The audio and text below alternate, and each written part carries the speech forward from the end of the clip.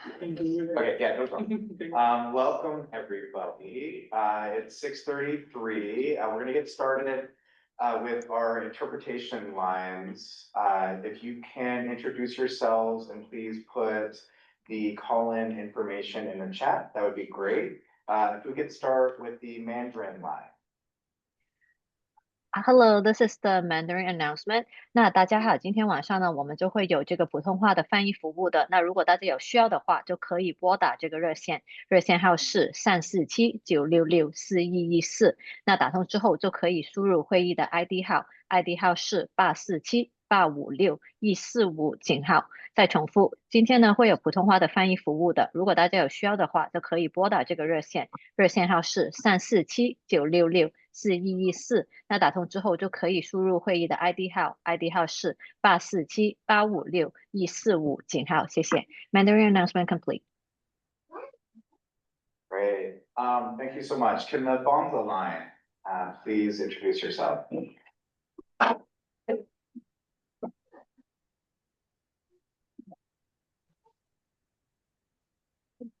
This announcement will be in Bangla language.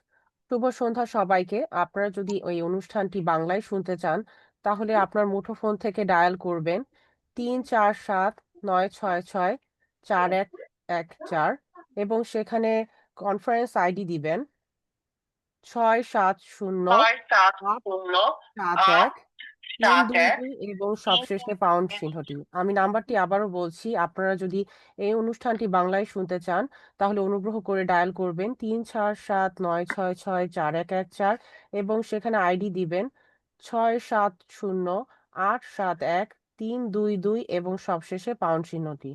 ধন্যবাদ। আপনাদের যদি কোনো ধরনের প্রশ্ন থেকে থাকে তাহলে আপনারা আমাকে এখানে জুমেও জিজ্ঞাসা করতে পারবেন অথবা ফোন লাইনেও জিজ্ঞাসা করতে পারবেন। তাছাড়া আপনার ফোনটি এবং জুম লাইনটি মিউট করে রাখবেন। Thank you. Bengali announcement has been done. Great, thank you so much. And the Spanish line, can you please introduce yourself? Thank you. The following announcement will be in Spanish. Para participar en esta reunión, favor de marcar al 347-966-4114 con el número de PIN 245-688-200, señal de numeral, repito, 347-966-4114 con el número de PIN 245-688-200, señal de numeral. Spanish complete. Great, thank you so much. So welcome to our CEC 15 calendar meeting. We will now move to our public comment protocol and rules of engagement. And also we will be putting links into the chat that just describe what the CEC is and what it does. A link to our calendar as well as the school liaison list that shows everybody which CEC member liaises with which school. So Kim? Okay, good evening. Tonight's in-person meeting will include a public comment period at the end of the meeting. When you comment, please comment on the topic, respect the privacy of others, and please do not include names of children or staff. Guests who make an inappropriate comments will be removed from the meeting. During the public comment period, those attending virtually may raise their hand to comment or indicate in the chat that they would like to speak. Speakers will be called on one at a time and will be allowed 1 minute each for comment. We will hear as many speakers as the time allows. If you have a question outside of this comment period, please signal it by raising your hand or writing it in the chat. If time permits, we will respond to these additional questions that arise at other times. It is possible that not every comment question will be given time, in which case we encourage you to write to the CEC at cec15@schools.nyc.gov. CEC members will also be given a comment period. Members will be called upon and are each permitted 1 2-minute comment or question. Thank you so much. So Kara, you mind doing a roll Of call? course. Sorry for my voice. Councilmember Angelica Cesario. Present. Councilmember Jonathan Davis. Present. Councilmember Elton Thompson. Present. Councilmember Ken Eby. Oh, good. Councilmember Ken Eby. So he will be here soon. Technically, Elton and Ken are not officially here until Ken arrives in person. Got it. And once Ken arrives in person, Then we then have a quorum. Elton Elton can counts. officially join remotely. Got it. So should I say Councilman- present right now? My apologies. Yeah, I'm en don't say route. present yet. Once you get Okay. here. Yeah. Okay, thank you. Councilmember Angelica Chandunandan. Present. Councilmember Katina Rogers. Councilmember Kim Wanless. Present. Councilmember Ching Sha Chu. Councilmember Karis Bertling Muller. Yes, present. Okay, I'm glad that you were present. So thank you so much. We do not yet have quorum, but Ken will be here in 10 minutes and then we will have quorum. And at that point, the meeting will be a official hybrid meeting where Elton will also be an official voting member. So before we get to my fill-in CEC report, would like to just thank us for being this beautiful building, PS 516. And if you are up for it, Principal Jessica Knudsen, if you would like to come and say a few words. Good. Yeah, anywhere. Yeah, the camera follows you. So, I just wanted to say welcome to PS 516. This is our newest of our two buildings. This is our third year in this building and we're super excited to host the CEC tonight. And just thank you all for coming. We appreciate it. And welcome to 516. Thanks. Thank you. Thank you for having Yeah. us. Like the effort to it. That's good. That's good. So, thank you so much for being here. Thank you, Principal Knudsen, PS 516 for hosting us in this really beautiful building. I know that there is still work that you want done on it, but we can see the potential of what it will be. So my name is Jonathan Davis. I am the Vice President 1 for CEC 15.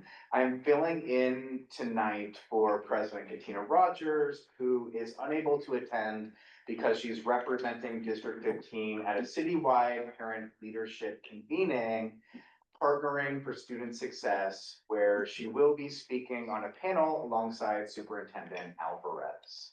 I also am going to share the link to this report in a second so people can have access because I put a few hyperlinks in there if people are interested. So as we near the end of October, with the recent celebration of Diwali and the anticipation of Halloween this Friday, schools are now getting into the swing of the new year. Schools have done their open houses. Next week begins our first round of parent-teacher conferences, and it feels like things are starting to settle in. Now, as a CEC, there are a number of issues that are at the top of our mind that we wanted to make our community aware of. So first is the potential of a massive school bus driver layoff next week. So these layoffs could leave up to 150,000 students without service. During the last CEC meeting, we passed a resolution in support of better school bus services for New York City students, where we challenged the New York legislature to pass Senate Bill 1018 and Assembly Bill 8440 as soon as possible, and for the Panel for Educational Policy, the PEP, to only extend the current contracts 1 year so they can update the contracts, which are very outdated moving forward. But there's more that we can do now. First, the PEP is taking on this issue very seriously, and they would like your public comments as soon as possible. So I've put a link in my letter where you can click to add public comments. This is important because, as we know, the more numbers of people who can raise their voices to this critical issue, the more the electeds will listen. So please add your comments if you can. gain access. Okay, I'm going to change, sorry, give me 1 second. Oh, the public comment, sorry, the public comment opens tomorrow. And I've updated the information. Yeah, thank you. Thank you, Kim, for that. So the public comment opens tomorrow. So if you would like to draft your comments tonight, wait to post them until tomorrow, but please do so. Second, please contact your state and assembly members advocating for them to pass their respective bills. We would like those passed right away so that we can start affecting real change in terms of busing right away. Also, if these layoffs do occur, we promise to work with the superintendent's office to support families in the best way that we can. As you know, when things happen to our families and to the students, we will continue to fight and advocate to make sure they get what they need. And I know there are so many principals and people from the superintendent's office here who agree that we will do everything we can to make sure that our students and our families are supported. So we also are keeping a close eye on decisions that have been made by the federal government that are impacting New York City families and students. Because of the current federal shutdown, last week, the Trump administration fired most employees at the Office of Special Education and Rehabilitative Services. That office is tasked with protecting the rights of some 7.5 million children with disabilities across the country and ensuring they get a fair education. This may not currently have a direct impact on New York City students, as enforcement of special education services should be done by the state. However, without the federal government providing oversight and support, this could lead to issues down the road. We are also aware that the current shutdown has impacted the funding of SNAP benefits for families, but thankfully, Governor Hochul stepped in with emergency state funding to ensure families still have access to food. As well, next week, we have an important election that will decide our future mayor and city council members, among other positions. This election will have a direct impact on our city, family, and students. And it is very important that you go out and vote. Early voting has already started. It started on October 25th. It continues through November 2nd in advance of Tuesday's November 4th election. I did put a link in my report to where you can find your early voting sites, because the early voting sites are often different than the voting sites, because most voting sites are in schools. Most early voting sites are in other larger locations that can accommodate the traffic. So please use this website to find where the early voting takes place. During tonight's meeting, Deputy Superintendent Lanzalato will give the superintendent's report. Then Chris Gurley from the Office of District Planning will provide a presentation about their work impacting our district. We will then do our final reading and vote on our bylaws revisions.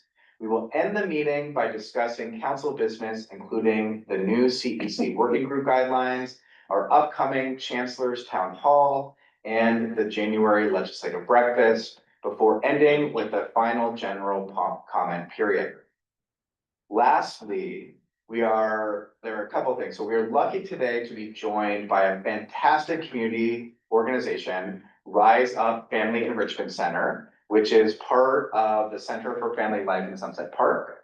Their program director, Liang Han, and strategic partner, Zenaida Bonilla, are here to tell the community a little bit more about what they do.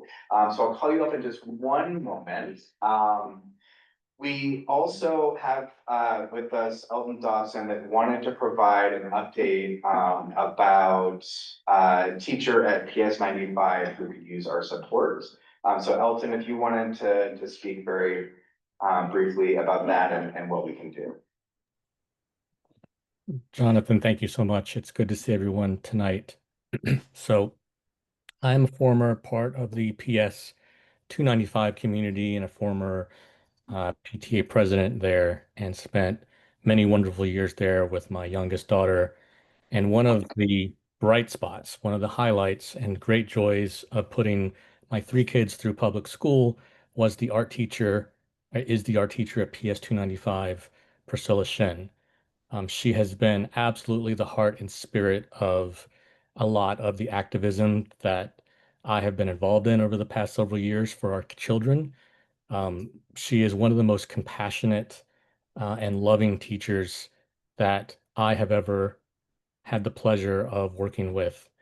And I'm so lucky that my daughter was able to experience that compassion firsthand. She is not just a teacher, but a leader in our community who was involved in the beautiful mural that was painted on the side of PS 295 and has just been an advocate, including handling all of the art interactions for the annual Freedom to Dream Day Street Festival for Arts and Public Schools. Recently, Miss Shin had a very serious medical incident. Um, she faces a very grave and difficult recovery. And I am going to post right now in the chat the GoFundMe that has been set up for her. We are giving her family, who is facing obviously very difficult time, space and privacy. And I ask that everyone respects that. But for now, if you know anyone or can yourself contribute in any way to her family and to her recovery through this GoFundMe, I would appreciate it, as would her family and our community, because she truly is a bright light for our children. And thanks again, Jonathan. Yeah, thank you, Elton. She's definitely in our thoughts and our prayers. If our wonderful friends from Rise Up, if you want to come and tell the community a little bit about what you do, if you want to come up here. Yes. So actually, initially I prepare three languages. I'm not sure if I only speak English will be enough, or I can invite my partner. We can share three languages. Yeah. But I saw you actually prepare more. You want me only speak English so they can translate in different language, or you want Zenetta joining me, we can share three languages. What do you think about that? I think if they're being interpreted, it should be okay. Okay, Yeah. that's you. Yeah. Thank you so much. Yes. Hello, everyone. Hello, everyone on the Zoom meeting.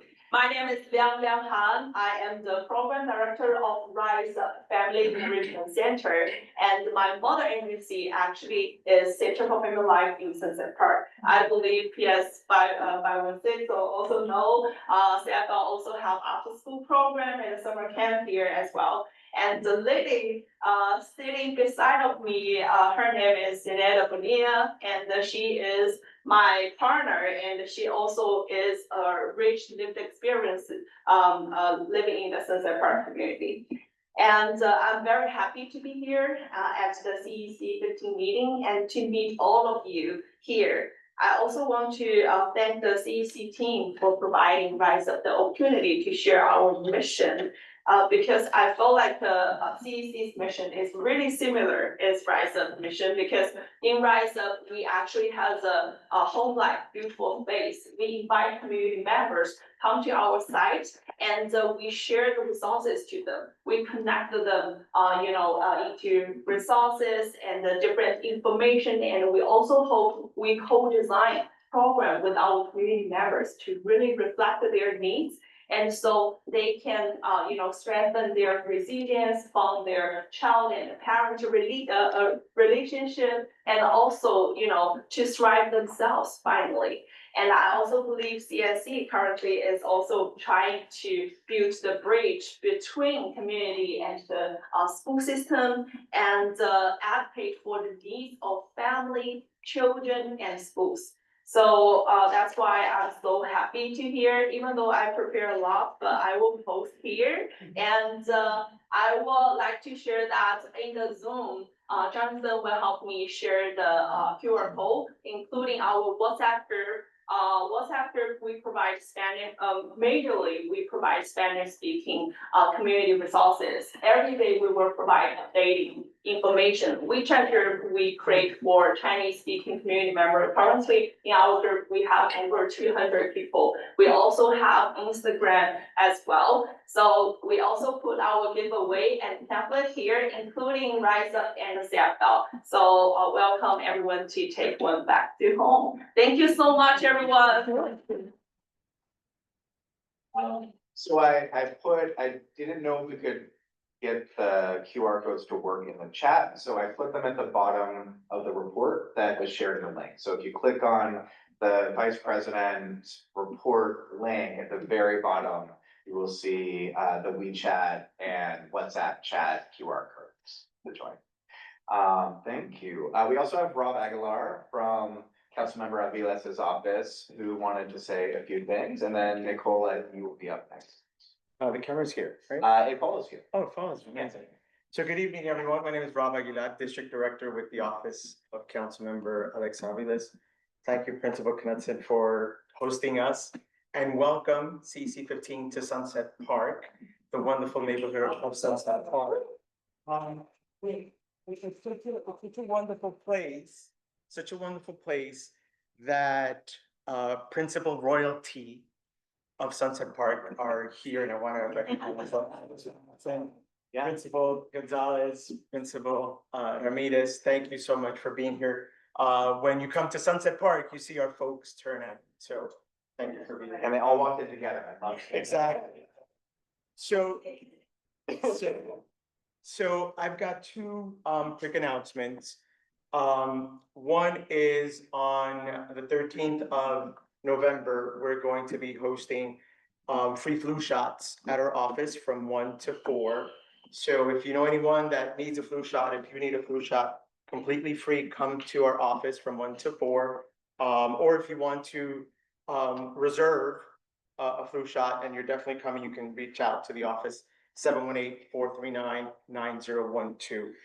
And the other thing, and Jonathan mentioned it before, there's a really big election happening. Early voting already started. But other than electing council members and possibly a new mayor, there are 4 proposals, actually 5 proposals, but 2, 3, and 4 proposals on the ballot will have a very significant impact in all our lives. And I don't want you to, when you go into the voting booth, not look at those proposals. So when you're voting, make sure you turn the ballot over and look at those proposals. Some of those proposals will take away power from your local elected officials on how they decide how land use is going to be used. We know that land is very limited here, specifically in this district, where we have a shortage of apartments and housing available for folks. So we want that council members do not lose that power, because the mayor wants to impose a separate review board that can overturn how council members vote on how a particular piece of land is going to be used in the districts all across the city. So that's kind of scary, because what's the point of having your local representatives if when they vote on how our constituents want us to vote, they're taking that power away? So please do not forget to turn that ballot over and look at what's on the ballot. If you need information on the language in the ballot, I've left these pamphlets there. But if you want to check out online, there's a really good resource put out by the city council, and that's what's on my ballot.nyc. Check that out. It breaks down the language and the implications, right? I'm not telling folks how to vote, but I want you to read what's on there and then make a decision and vote. And don't ignore those proposals. Okay. Thank you very much. Thank you, Rob. And lastly, before we turn things over to Deputy Superintendent Lanzolato, I don't know if I can say this, but I'm going to say it anyways. We will be having a new council member who was appointed by the borough president, but is not official yet. But Basil Krymendall, did I pronounce last name correctly? Welcome, unofficially, and then officially at our next meeting. But thank you for joining us. We're so excited to get to know you and have you a part of our council. And with Ken arriving in person, we now officially have quorum. Elton, you can now officially vote since it is an official hybrid meeting, and that's perfect timing for Nicole. We can grab an extra chair. Oh, she's the same. Yeah. You take one. Hey, grab this one with the, you should, okay. Yeah, You want- yeah, wherever you want. Or do you wanna go between Kim and I? Whatever makes sense.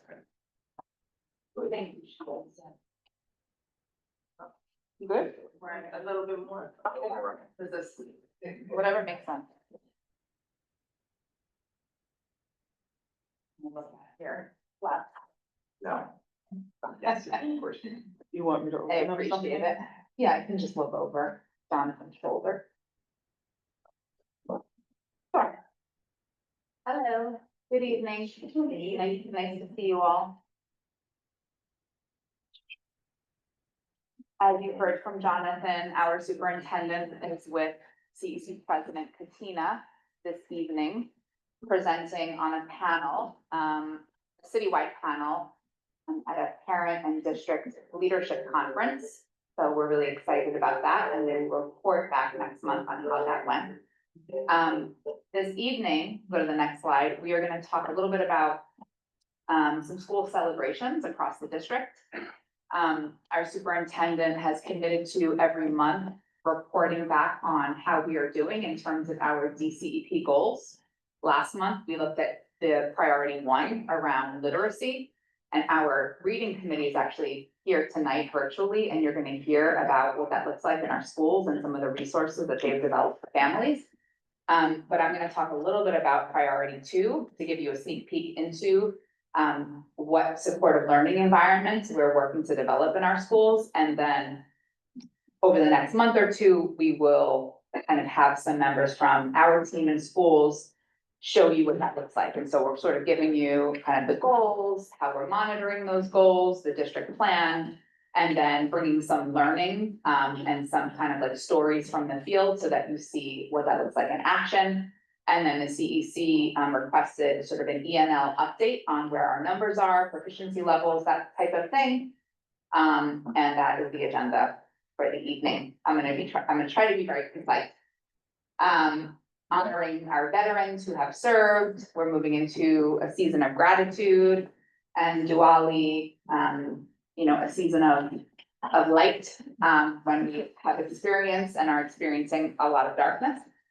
So bring on the Festival of Lights. You can go to the next slide. Want to shout out Councilmember Hanif for joining us this month. As many of you know, we have a Youth Equity Congress, which consists of students from all of our schools who are representative, who represent the district. And they come together every month to discuss issues in our schools. Thank you. To discuss how to be agents of change and how to be advocates and how to advocate for their communities, and how to address social issues, and how to develop their leadership voices. And so Councilmember Hanif came to talk about her story and to talk about some of those leadership skills and how to be civically engaged. So we want to just thank her for taking the time to come. And a lot of our work this year will be to bring in community leaders and speakers to help us train and really to serve as models for our students. Because she was once a student leader, right? So it's really kind of bringing folks back into, to demonstrate how they got where they are and the skills that they needed to get there. Next slide. 200 students auditioned for our annual musical. 130 students accepted for Aladdin Junior. The production, don't know if you've come in the past, but you should. It's phenomenal. It's like Broadway, I'm telling you. It is. It's really, really impressive. This production will be in April 25th and 26th. We will, remind you constantly. But we're really proud of our students and thank you to our team member Neil Singh for organizing, a ton of work, right, to facilitate these auditions and all the teachers who, showed up to help facilitate this. It's not easy to let students down, right? Not every student can participate, but there are a lot of students who are working behind the scenes, stage design, set design, costume design, you know, the music, et cetera. So we try to include as many students as possible. It's grades 3 through 12 across the district. So this is another way in terms of our equity initiatives to bring students together, right? And our superintendent talks a lot about that. How do we do that across lines of neighborhood, communities, language, et cetera. So this is one of the ways we do that. Next slide. Brooklyn Arts Principal, Danny Vecchiano, he was honored as Italian American of the Year at the Chancellor's ceremony. You can see him there with our Chancellor, Aviles Ramos, and some of our team members showed up also, and our students performed, which is the highlight for me, that they got to perform in front of senior leadership at the Chancellor's office at Tweed. So that was a beautiful celebration, and you could see Danny's big smile. And actually the month before, Hispanic Heritage Month, our superintendent hosted and emceed Hispanic Heritage Month celebration at Tweed. So, you know, we're all over the map, D15. I mean, I should have got Italian American heritage, you know. I'll let Dan take that. So we've continued, as many of you know, we brought on an additional wonderful deputy superintendent. You'll see her there on the left with one of our fabulous principals, Tina from 131. And you all will have an opportunity very soon to meet Angela DeFilippis. I believe she's on the call now. And so every month we are visiting schools. We host and facilitate intervisitations. So this happens with our principals and with our assistant principals. And so this is a video. We're not going to show it, but our team's going to talk more specifically around, you know, what phonics instruction looks like, and how you can support your children at home. But this specific video in this month was really around foundational literacy practices, and principals and APs are going into classrooms, they're giving one another feedback, and we're really looking at the science of reading in action. So that's just a video from one of the sites, and please do, you know, check it out, because it's exciting to see students in action and teachers doing the hard work of closing the gap and getting students excited about reading. DCEP updates priority 2. I'm not going to read all of this to you, but, you know, around all students are physically and emotionally safe, right? This is a citywide goal, and every district and school, you know, come up with a plan, a strategic plan to work towards this. And one of the ways we do this is, you know, we really look at every school's, first of all, we look at data, right? We look at what are some of the common patterns and trends around how discipline is handled at every school, right? How is discipline handled in punitive ways? Is it handled in restorative ways? What are the suspension rates, the classroom removal rates? Are there restorative practices? Are teachers trained, et cetera? How are, you know, if a student's suspended, what are the reentry protocols? And so we have 2 student services managers on our team. They work closely with guidance counselors and social workers. And so this is a constant process, right? There's no science, there's no quick equation to do any of this perfectly, but we work closely with crisis teams, and, you know, unfortunately, things don't always go perfectly in a school, right? There's a student who's in crisis or a family that needs a lot of support. So we're constantly on call to show up in those moments, and we have a lot of opportunity to dive in to do the hard work of navigating conflict and de-escalating. And so that's really the way, in our opinion, that you train, right? And you learn how to handle tough situations. And through that, we come up with what our crisis team and our protocols are throughout the district. And so we've really streamlined that over the years. So that's one thing just to talk about. If you go to the next slide, we've really created more job embedded coaching. So in the past, we used to do a lot of professional development where, you know, the guidance counselors or our student services managers would present and share the PowerPoints and, you know, give you the research and the tools, and then everybody would go back to their schools and you would maybe hope that something would get implemented. But we sort of we've evolved. And so there's a lot of job embedded coaching, just like with our instructional team, where our student service managers with the guidance counselors or coaching are starting to conduct more facilitation around side-by-side modeling. So that they're actually in the classrooms coaching teachers on how to address student behavior or misbehavior and how to support students socially, emotionally, but sometimes teachers need to see that in action. And in order to support teachers in de-escalating, the guidance counselor or the student services manager needs to actually be there to see what happened before the incident occurred versus being reactive right after the incident occurred. So we're doing a lot of job embedded coaching.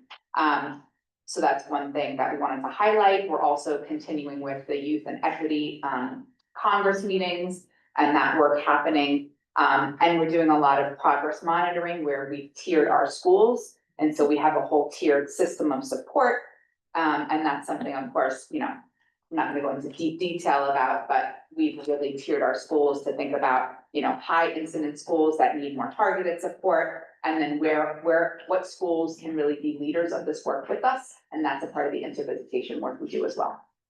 Next slide. So just wanting to give a brief update, you know, this data moves and shifts, right? Because students move and shift, but as of now, these are our students, the numbers by proficiency level in terms of our English language learners across the district. You can see K-5, right? How many students we have. Entering, emerging, there are 5 different language domains. 4 different language domains, I'm sorry. So students are assessed via the NICES lab, right? And they're assessed based on listening, speaking, reading, and writing. We talked a little bit about this last year. And when they take the NICES lab, they're measured around how well students are progressing, right? In English language proficiency, right? And so this information allows schools to program students and think about program placement, think about supports, think about scaffolds, right? And it goes down to the minute, right? How many minutes students are receiving ENL services, right? When students are going to be reclassified, right? As no longer needing L services. And so this gets very, very detailed. In the notes, I linked the parent guide. So, you know, and I know that our other deputy superintendent linked this presentation with all the translations as well. So this PowerPoint's translated in all the languages. Thank you so much to PS 94 and 131 for making that happen for us every month. You know, that's one thing that we just have to get done internally. So we just wanted to share an update in terms of those numbers so you can see where our L's live. Obviously, you know, K-5 are the bulk and then 9 to 12, not so many, but we do have a large number of L's, highest number in Brooklyn North. So that's a big focus and priority for our district. Next slide. In terms of programming, we're doing a pretty good job, right? So I really want to give a shout out, kudos to our schools, leaders for making this happen. 98.47% of our L's and former L's are scheduled for mandated ENL services, right? So it's pretty phenomenal to think about that in terms of, you know, teachers who are certified in terms of meeting those mandated minutes. And then the bilingual programs, right? Dual language and our transitional bilingual education programs have grown also across the district. Right now, we have exactly 20 students who qualify for these programs who are not placed. And so we look at why that is, right? So that's a data point, right? And I can say that honestly, there's 20 students who are not placed. So we specifically reach out to those students. We have an ENL team, a director, Maria Interlandi, and we look at why that is. Some of the families, they put on the survey that they wanted a language that the Department of Ed doesn't offer, for example. Some of the families want to be in a school and the school doesn't have that program and they decided then to stay, right? So there's unique reasons, right? If you look at the data, you might say, why doesn't District 15 offer a little 20s, right? So you have to dig deep and really understand the why, and our team does that. Next slide. So our two of our amazing team members are here this evening. Karina, they're on the computer virtually. Karina and Lindsay, they are here to talk about how children, your students, develop strong foundational literacy skills. And they work to create these beautiful caregivers guidebooks. And they got feedback from parents and they got feedback from families and from parent coordinators. And they created these robust texts. And they got feedback and the families were like, this is crap, throw this away. Well, they did kind of, and they really had them revised, and this one, that's why you're getting it now, because we thought we had it to give you at the beginning of the year, and we were like, at the end of August, we're done. And so no, we weren't done. So this went through a process, and so here we are, and you're going to receive the new and improved version, and it's still evolving, and, you know, we're still open to feedback. We shared it with the DLT yesterday for feedback. So we hope that you use it and that it's a resource that, you know, supports, the work that you do with your children at home, and then it gives us a shared understanding. And it also exists in math, and it's a later slide that I will mention when they're done. So I'm passing it on to Karina and to Lindsay. Take it away, ladies. Hi, good evening, everybody. So pleased to be with everybody here today and to have the opportunity to present our newest resource, the Literacy Caregivers Guidebook. I'm Karina Autofred. I am a member of the instructional team, and I'm going to be presenting with my colleague, Lindsay Bernstein, and she'll be jumping in a few slides. So yeah, we just wanted to sort of have the opportunity to give everyone, all, you know, folks, just a good introduction to the guidebook and share a little bit about the process. So this guidebook is geared for families and caregivers, but it's also a little bit more. So this guidebook was created to make sure that we can bring teachers and families and district leaders together around a shared language for how children build strong foundational reading skills. So by working together and focusing on our children's early reading development, we can ensure every student has the foundation that they need to become confident and independent readers. So the Caregiver Guidebook is written to reflect what students are learning at school, and therefore what families can do at home to support that learning. So in that way, children are practicing the most important, necessary, and essential skills both at home and at school. So if you can go to the next slide, please. So, and if you want to just click through all to the animation, so I don't have to keep saying click, click, click all the way through. Okay. So before we dig into the Caregiver's Guide, we really wanted to frame it as a valuable component of the entire collection of our District 15 literacy resources that are aimed at really sharpening reading and writing instruction across the district. So we started early in the winter of 2024 with our strategic literacy plan and educator guides to support teachers in overall reading and writing instruction, and really to put forth and share the vision for literacy instruction of our district. We did this also as a way to sort of set the stage for the implementation of the newly adopted curricula that we were rolling out in the fall of 2024. And so once we had that shared curriculum in place and we were living in it, we thought to refine our guidance to support the work being done, specifically around HMH and wit and wisdom. So what we did there was we created District 15 implementation guides for educators to make sure that the use of the materials, of the curricular materials, were in alignment with our district literacy vision. And by the winter of 2025, as we were planning for this current school year, we really saw that as an opportunity to build and strengthen our district's literacy work by developing or trying to develop a resource that really helped us to create a shared language around foundational skills and phonics. So the implementation was really all about reading comprehension K-5, and we thought that in this year, we would really deepen that work by zeroing in on foundational skills. So this led to the creation of the District 15 5 Pillars of Reading Guide for Educators.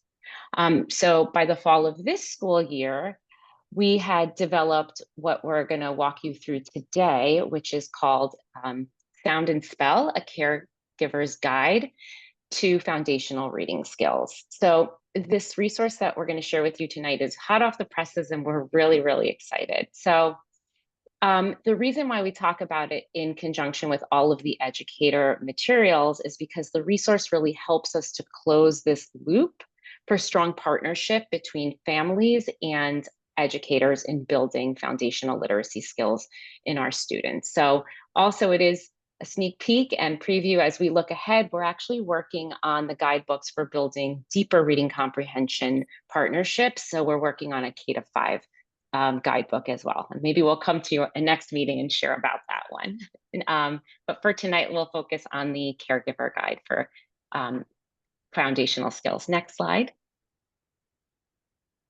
Yeah, so much to what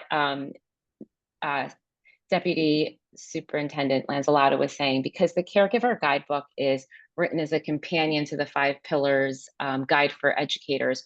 We wanted to just give a super quick preview and context. So the 5 pillars of reading guidebook for teachers has been sort of a way for us to help educators and leaders have a shared understanding of those 5 essential skill areas that students need to develop to be readers. So in fact, the educator guide is also brand new. And it not only gives us a chance to dig deep into the best practices of the district, but it also connects directly to our caregiver guide. So that connection between these 2 new resources helps us to support that communication. So next slide. All right, so let's dig into the caregiver guide. So the caregiver guide is designed for families with children in grades 3K through grade 2. So it offers fun, low prep activities that match what's being taught in school so that families can confidently support children in their learning at home. So it's written in clear language that connects directly to our educator guides while reinforcing our shared understanding of reading development. And more importantly, it was written in direct response to meet the needs of families and their children. Next slide. So since the work of literacy work in District 15 is continuous and collaborative, it's an effort among schools, families, and our community, the creation of this guide reflects how we bring that shared commitment to life. So a little bit about the process. We worked closely with Michelle Ortiz, our family leadership coordinator, to share that initial draft with all of the parent coordinators in our schools across the district to get a first round of feedback. And their feedback was very helpful.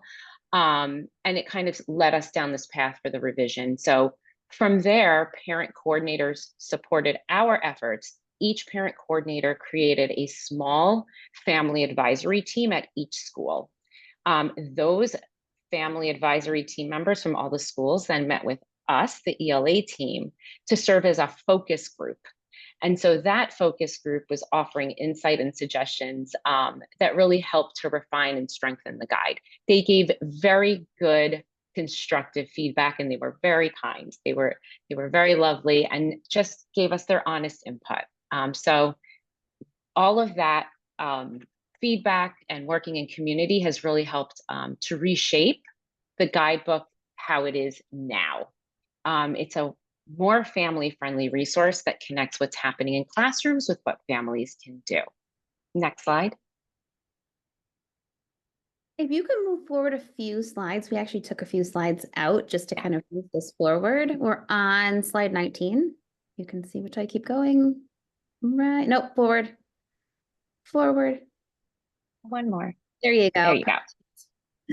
All right, so I'm going to kind of talk about a little bit in terms of how the guide transformed. So originally, as mentioned, this guide started as one document, and then through all the feedback between the parent advisory team and also other pockets of parents and our parent coordinators, we were able to transform our guide. So the first version, which you see highlighted on the left in gray, looked very different. It was focused heavily around content, which really was our intention at first as we were trying to mirror our educator's guide in terms of streamlining that communication. But through that feedback with all of the parents and the parent coordinators, we revised it to make it more practical, to seem more clear and more accessible to families.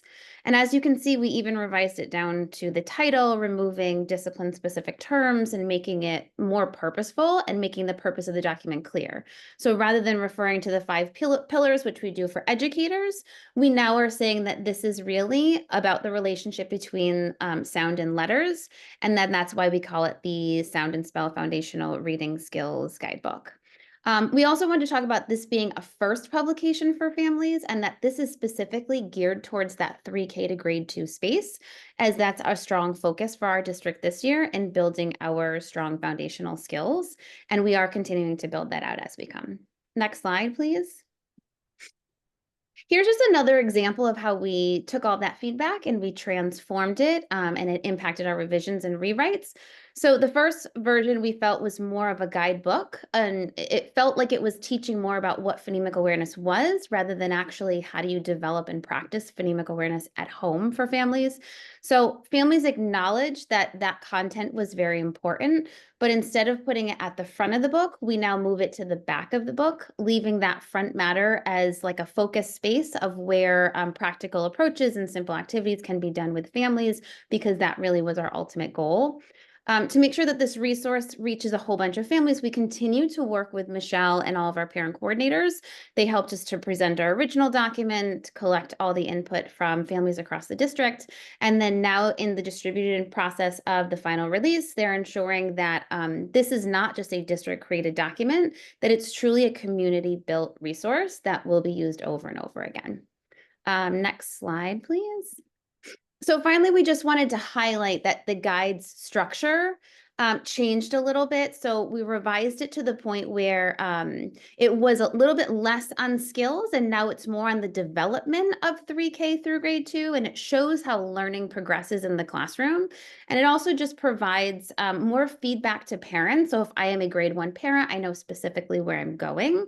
And we also just want to ensure that whatever's happening in the classroom, that learning continues and remains consistent at home as well, not only through practice, but also through as much as language as possible.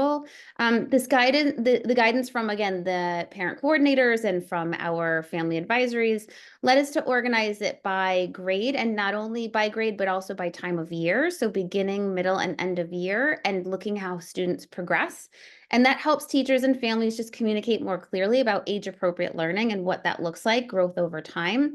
And this is specifically important when we're thinking about guidance around report cards and thinking about how we can help students at home. Next slide, please. And so we continue to work with school administrators, teachers, and continue working with our parent coordinators to just give ample opportunities to get this guide into parents' hands. So you can expect to see these at literacy nights or back to school events, family Fridays over the summer, and then again, like we said, through report card conferences. They are now available also on our District 15 website under our Family Resources tab. The guides are also linked at the end of the presentation, as Lanzaletta had also said. So again, we truly just want to pause and say how much we appreciate all of the contributions from all the shareholders. You know, this was a process, but now it feels like a purposeful document that can be used, and we finally figured out a pathway that works for everybody. So we're excited to continue the collaboration and support families in the future. Thank you. Thank you. Hey. So if you're a 3K to 2 parent, we're going to quiz you next month on how you use this at home. But please do peruse and, you know, utilize it and bring it to your schools and, you know, ask questions about what your children are learning and how they're learning. It's a great entry point into those conversations. And speaking of reading, we have an upcoming workshop happening, so please join us November 17th. And this is a collaboration between our family engagement team and our literacy team. That information is there, with the translation as well, interpretation. Next slide. These are our upcoming virtual family workshops. And I'll just leave that there for you. Next slide. And then as shared, the ELA guides and the map guides with the QR links, and the links are on the slide as well. And that concludes our presentation. Thank you. So we will move to our comment period. Before we do though, for those here in person, please eat food. There's food. I've seen people take waters, that's great, but there's also food. So please eat it if you can. I'm gonna turn it over to you. Okay. Do any members of the public, either in person or on Zoom or on the translation lines, have comments or questions? Please raise your hand or write in the chat to indicate that you would like to speak. Yes. Hi there, my name is Fanny Manzo Luna. I am the PTA co-president here at PS 516. And I just think, I just wanted to bring up an issue and hoping to get support from the CEC. Specifically with our after-school program that we currently right now facing an issue where we might not have it available next school year. And it's impacting enrollment in our schools, so we were hoping to get support from you guys. We're doing everything we can on our end, doing some advocacy work, working closely with school leadership. And we've been trying to have at least access to an RFP since 2014. I know the school has reached out to Robert Hill, I believe his name. So we're doing everything we can, and we're just hoping for some support because that is affecting our school enrollment, and we love our community, and NCFL is our CBO, that is ready to apply with us. So we would hate to see that not be available for our families, especially, with the community that we've built. So just wanted to make a note of that. But while I have you guys, I also wanted to share, something else that's been impacting us here at our school is the scaffolding. If you've seen, there's been a lot of work that's been done for the last 2 years, I would say. That's taken longer than expected, and I would like your support to help expedite and push this along a little quicker with the SCA school. Construction Authority. If you can just help us expedite the process, we are tired of telling our parents, like, we have to wait a little longer. Oh, sorry, scaffolding continues to go up, or, oh, wait, it's going up again. And it's just very disheartening to see that happen and to have our kids come in to all this work over and over. Again, it's been 2 years. We are in the neighborhood, and I think right up the block, one of the parents shared with us on 40 at the school, but I want to say it's 8th Avenue and 46th Street. That was built very quickly in comparison to what we've been dealing with. We know that we are part of a landmark building, and we understand those issues, but I think it's taken a lot longer than necessary. So we would appreciate your support in helping to expedite that fulfillment of the construction. Okay, thank you.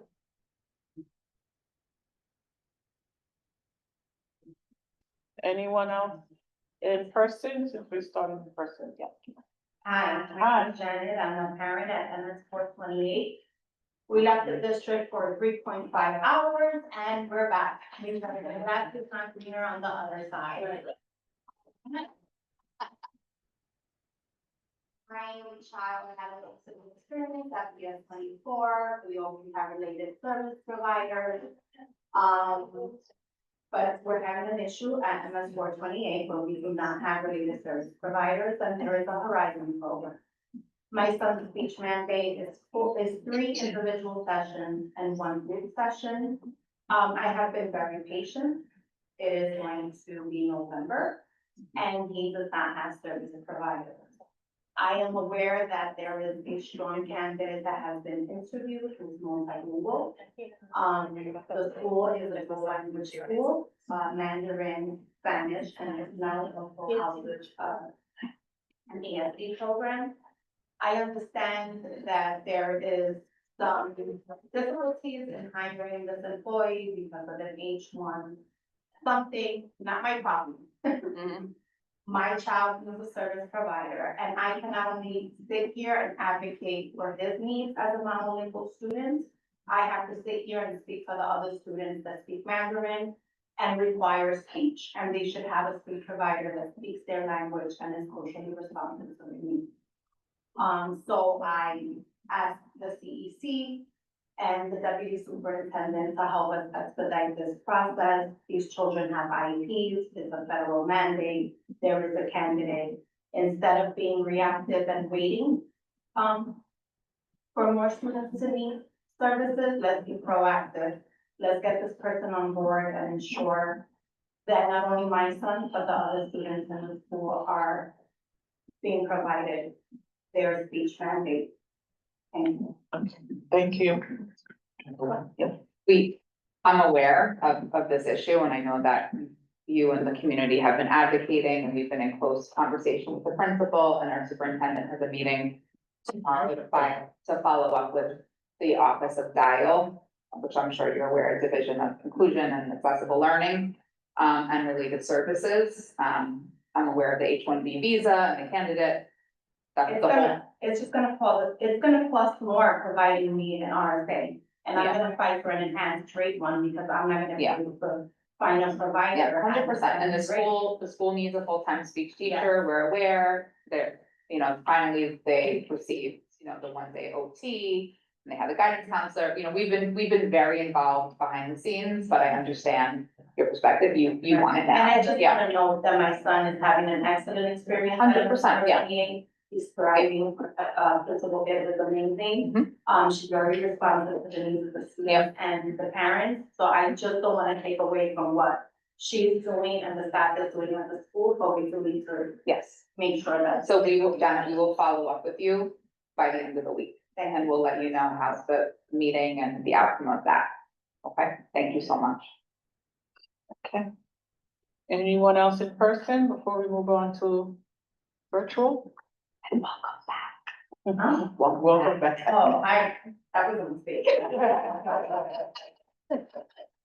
I want that anyway. Okay, do we have any comments? I'm gonna start with the Mandarin line. Can you hear me okay? No question in the Mandarin line. Great, thank you. Do we have any comments on the Spanish line? So far, no comments on the Spanish line. Do we have any comments on the Bangla line? No questions in Bangla line. Okay, anyone online? I don't see any hands if anyone has. Okay, then we'll move to the council members. We could start with Jingshai.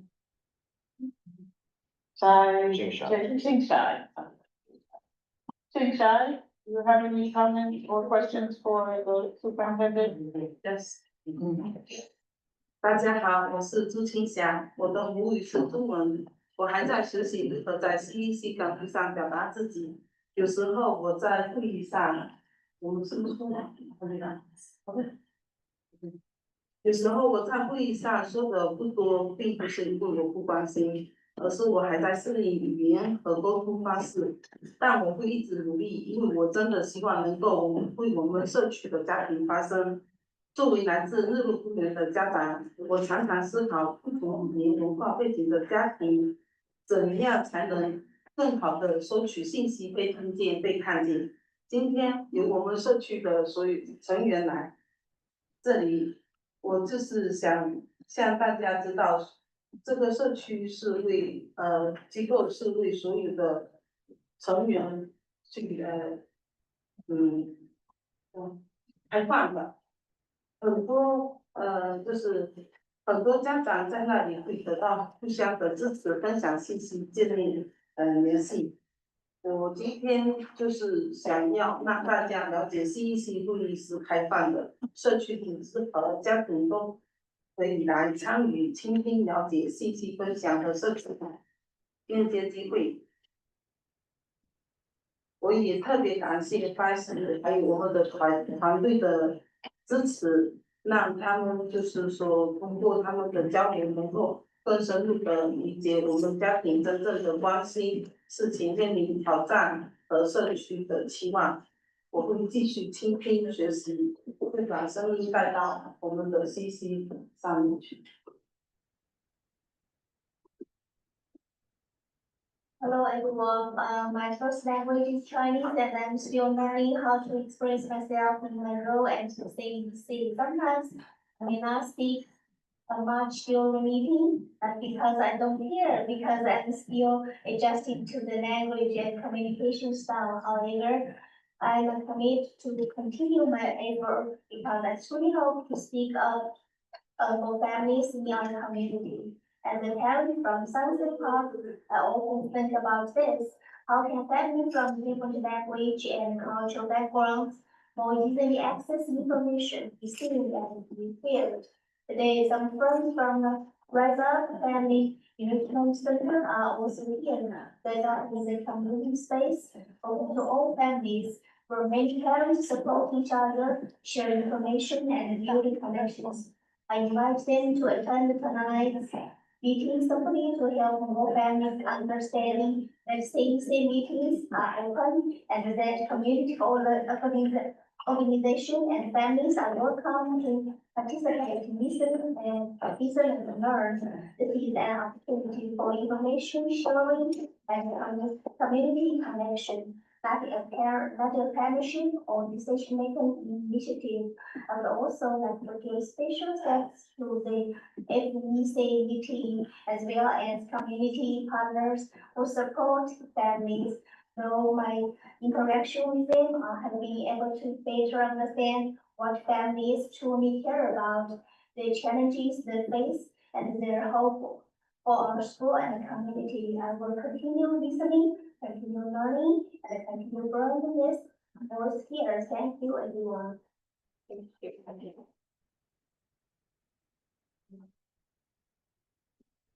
Thank you. I'm not sure after Qingsha, could I share a little bit more because Qingsha mentioned about Rise Up Family Enrichment Center. I would like to share, Qingsha actually is Community Study Circle peer co-facilitator.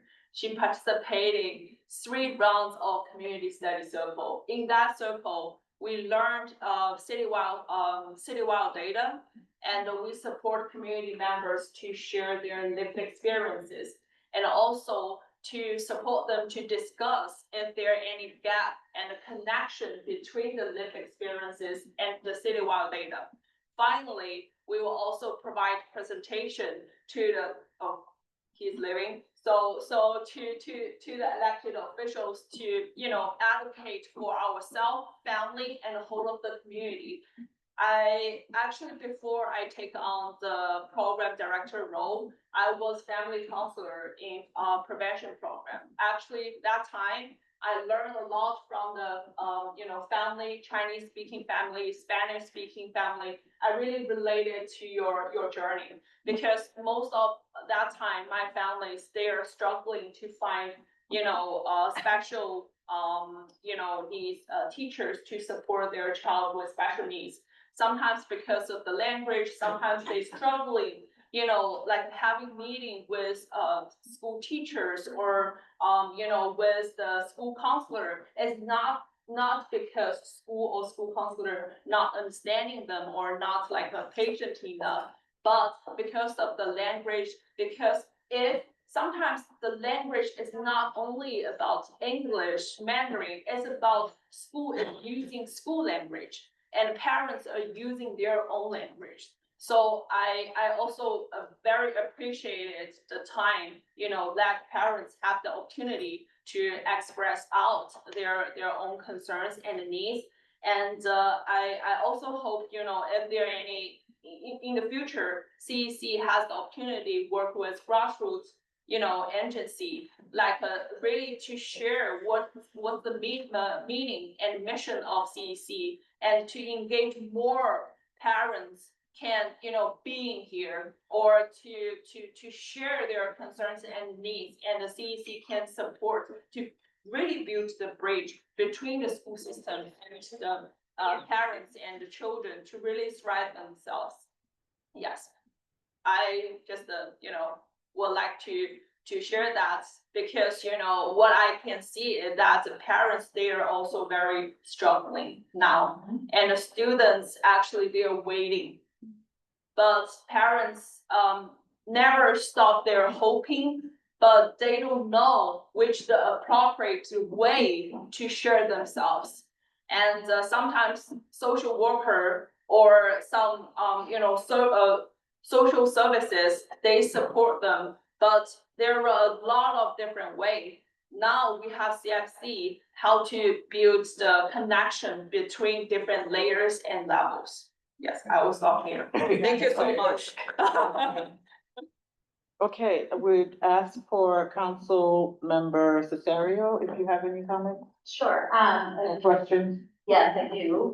But before that, thank you, Qingsha and Rise Up for speaking up and being here today on behalf of the our 428 parent and 516 PTA co-president.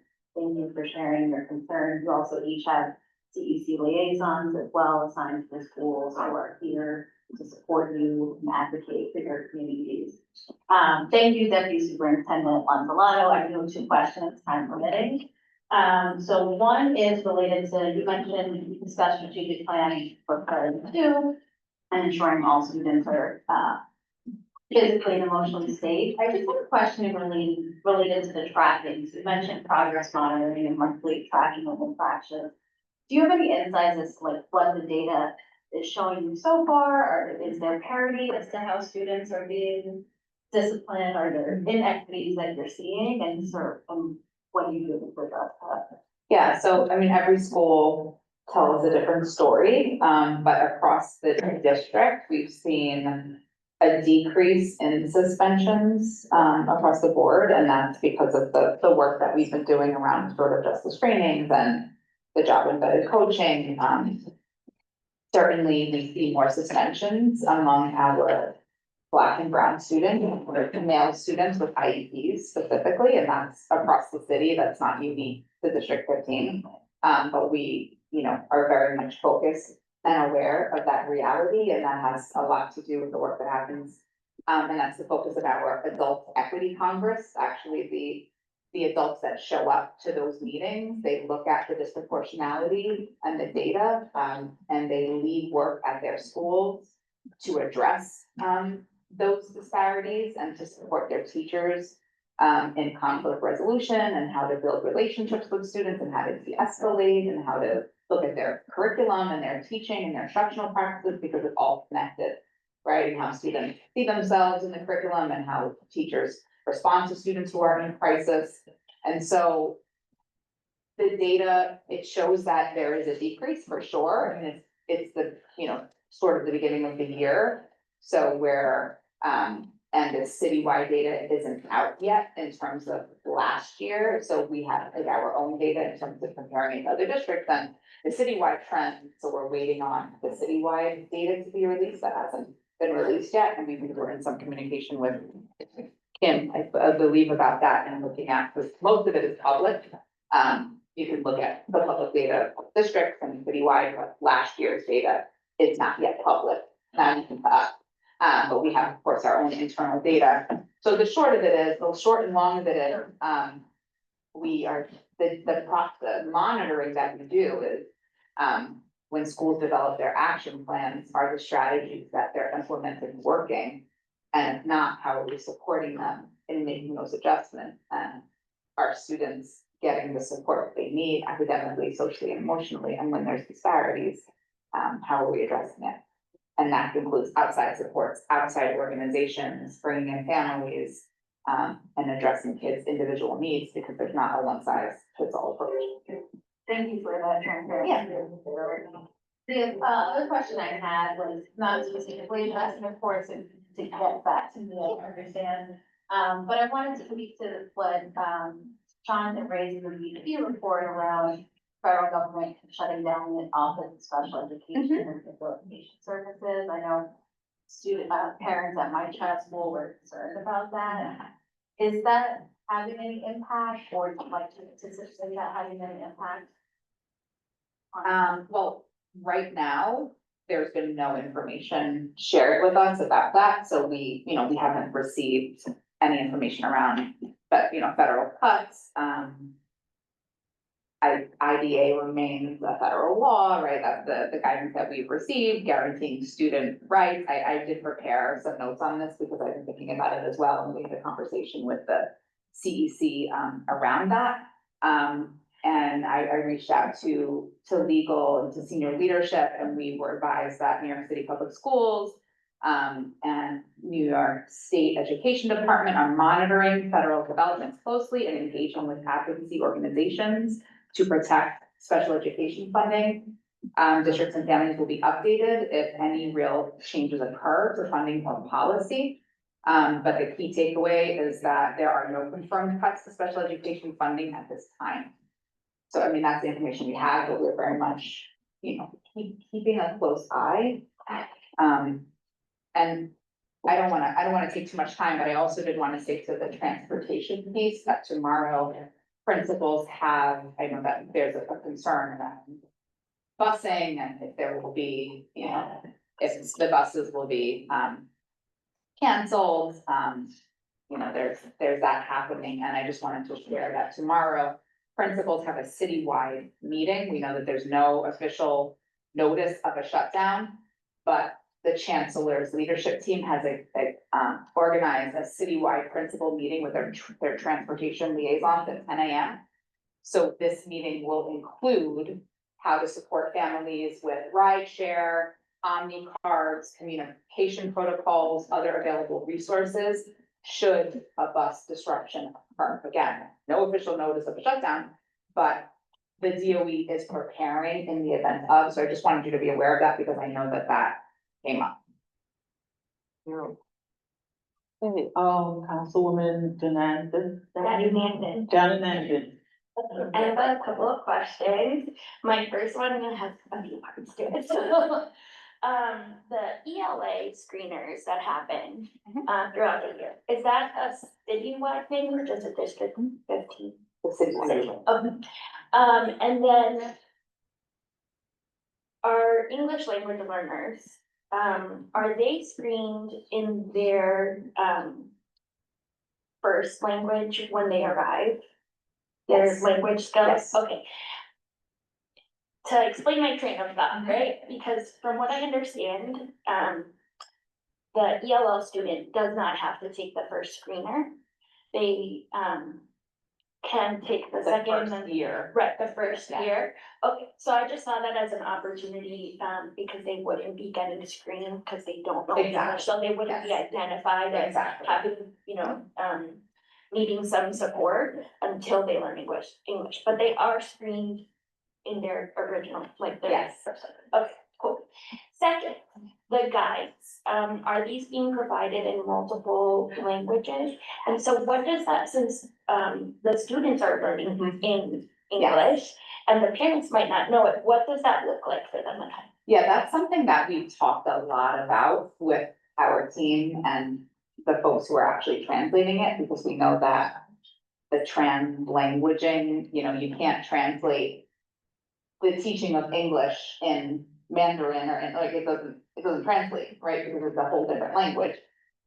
So we translated the directions and the how-to guide and how you could use this with, let's say, we still wanted the parents and the families to have access of what this guide entailed, because they could still read and access that information, right? There's still information, there's still content, there's directions, there's, what this is about and how you could use it with your child. So we separated what could be translated, what made sense from the letters, the sound, the phonics, this, the reading piece that wouldn't make sense. But we had a long conversation about it because, at first we're like, this makes sense, and some people were like, you can't translate it. And we were like, you can translate a lot of it, right? You can translate a lot of it. And there may be a family member there, it could be a sibling, it could be, an older, it could be an aunt or somebody, who could translate it, but at least the families who, maybe can't read it all can read some of it. So,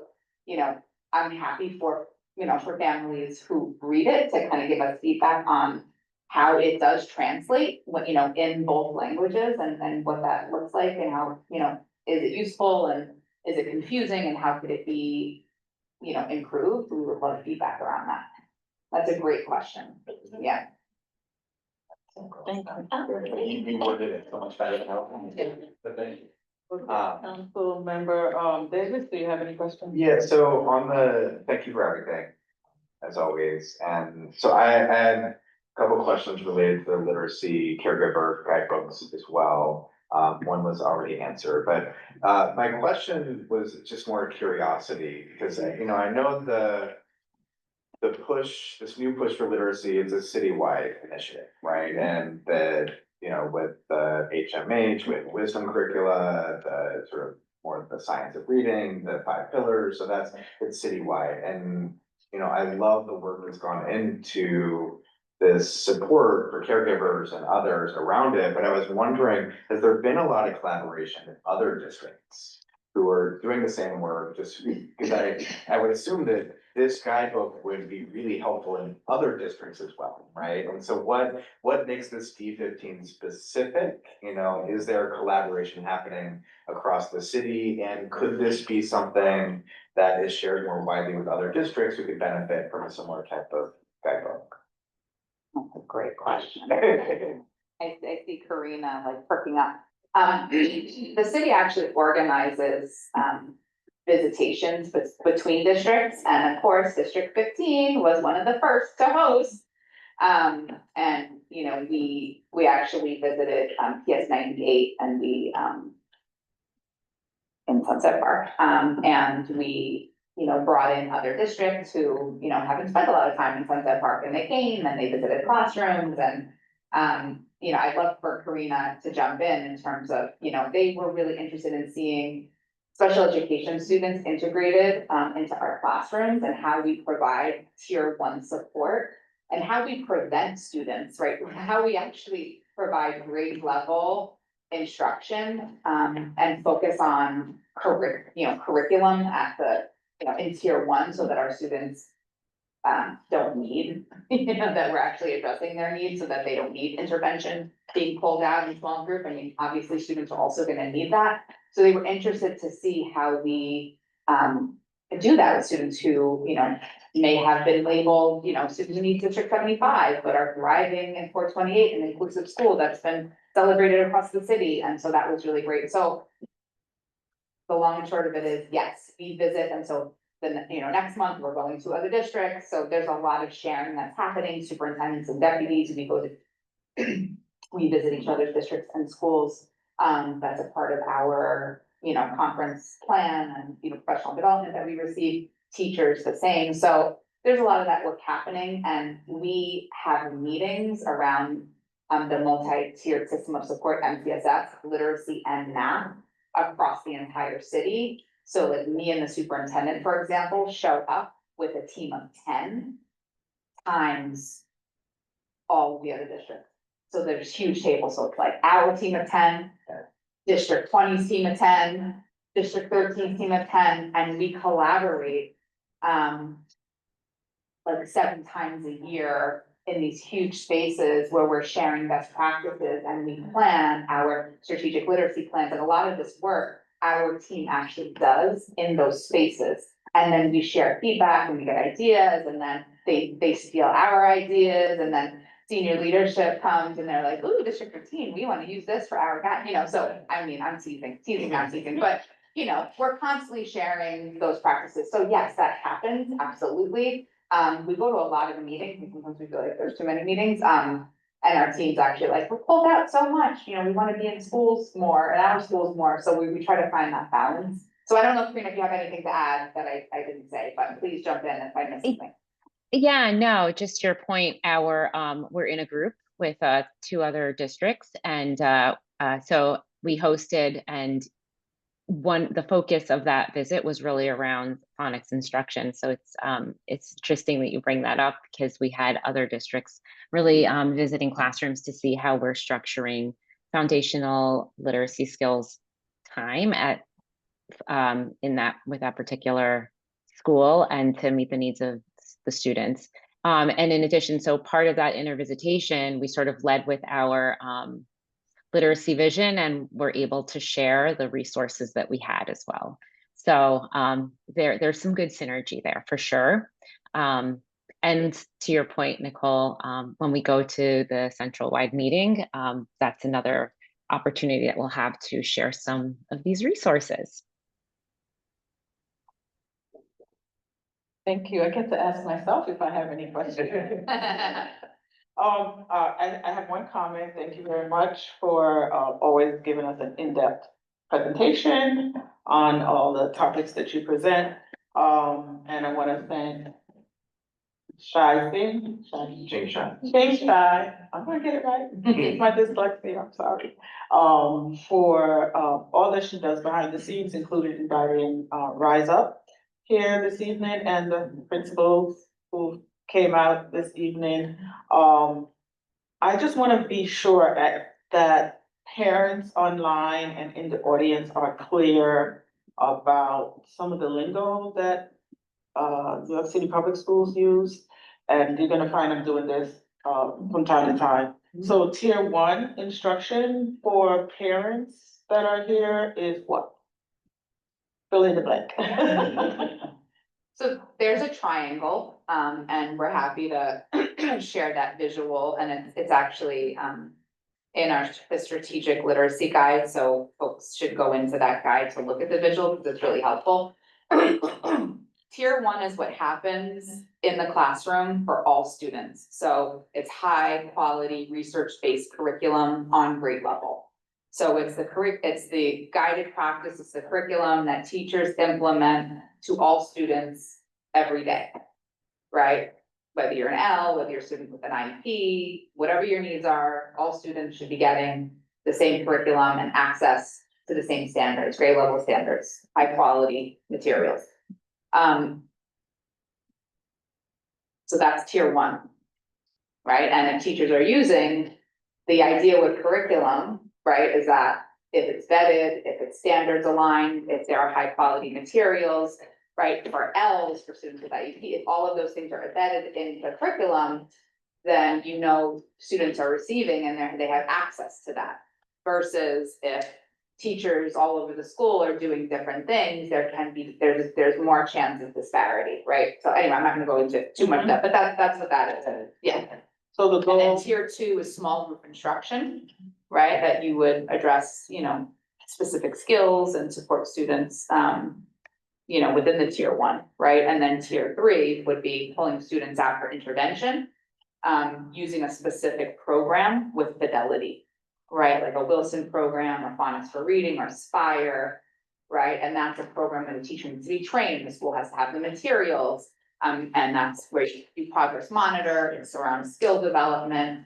And that's a smaller group, right? Tier two is a small group, but tier three is an even smaller group and it's more intensive. Okay, thank you. That's one question. Okay, that was mine. Jen, I was timing you. Councilmember Zerling, do you have any questions? Yes, thank you, everybody who spoke, and I would love to talk to you a little bit more about after school after this, so find me. I wanted to, I guess, thank specifically the ELA team. As a parent of one who's covered by this is super helpful. I did definitely read the other one, and I feel like there's a big difference in direct and action-oriented language directed towards parents, versus a lot of kind of education speak that I'd love to have the brain power to sit and try to comprehend after a long day, but this is really like how to play, click. And I can do this with my daughter, and I really very much appreciate this. I looked through it and I think it's really very well put together, and very thoughtful. So thank you so much for that effort and being so, sorry for my voice, being so responsive, to parents who had that feedback. It's greatly appreciated. I did have a question, just on the suspensions, and this might be, or the safety and the suspensions, I guess. It's a two-part question and it might not be well thought out. The first part is the data that you're using to look at whether children are safe in the school, is that mostly or solely coming from the suspensions data, or is some of it also from those like parent and teacher, or the surveys? I know there's a question in the surveys about the people feeling safe. Is some of that from that data as well? Yeah. Absolutely. I'm curious, and maybe it's there and I haven't noticed it. You mentioned that, there are schools, and this is obvious, that have a lot more suspension versus ones that have a lot less.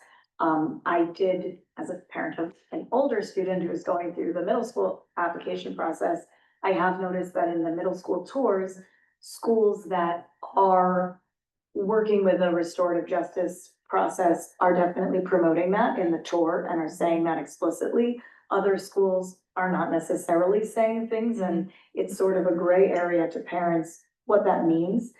Is there any way to find that information as a parent? This is a school that has a high rate of suspensions, or this is a school that maybe you are looking at as a, I don't know, tier 3. that is working on this, it would be helpful for a parent to know that walking in.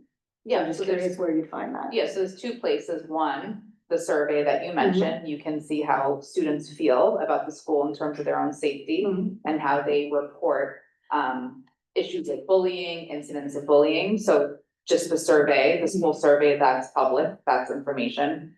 And also on the info hub, you can see suspension data over the last, I think it's 7 years or so, where you can really track the patterns and trends for each school, every district.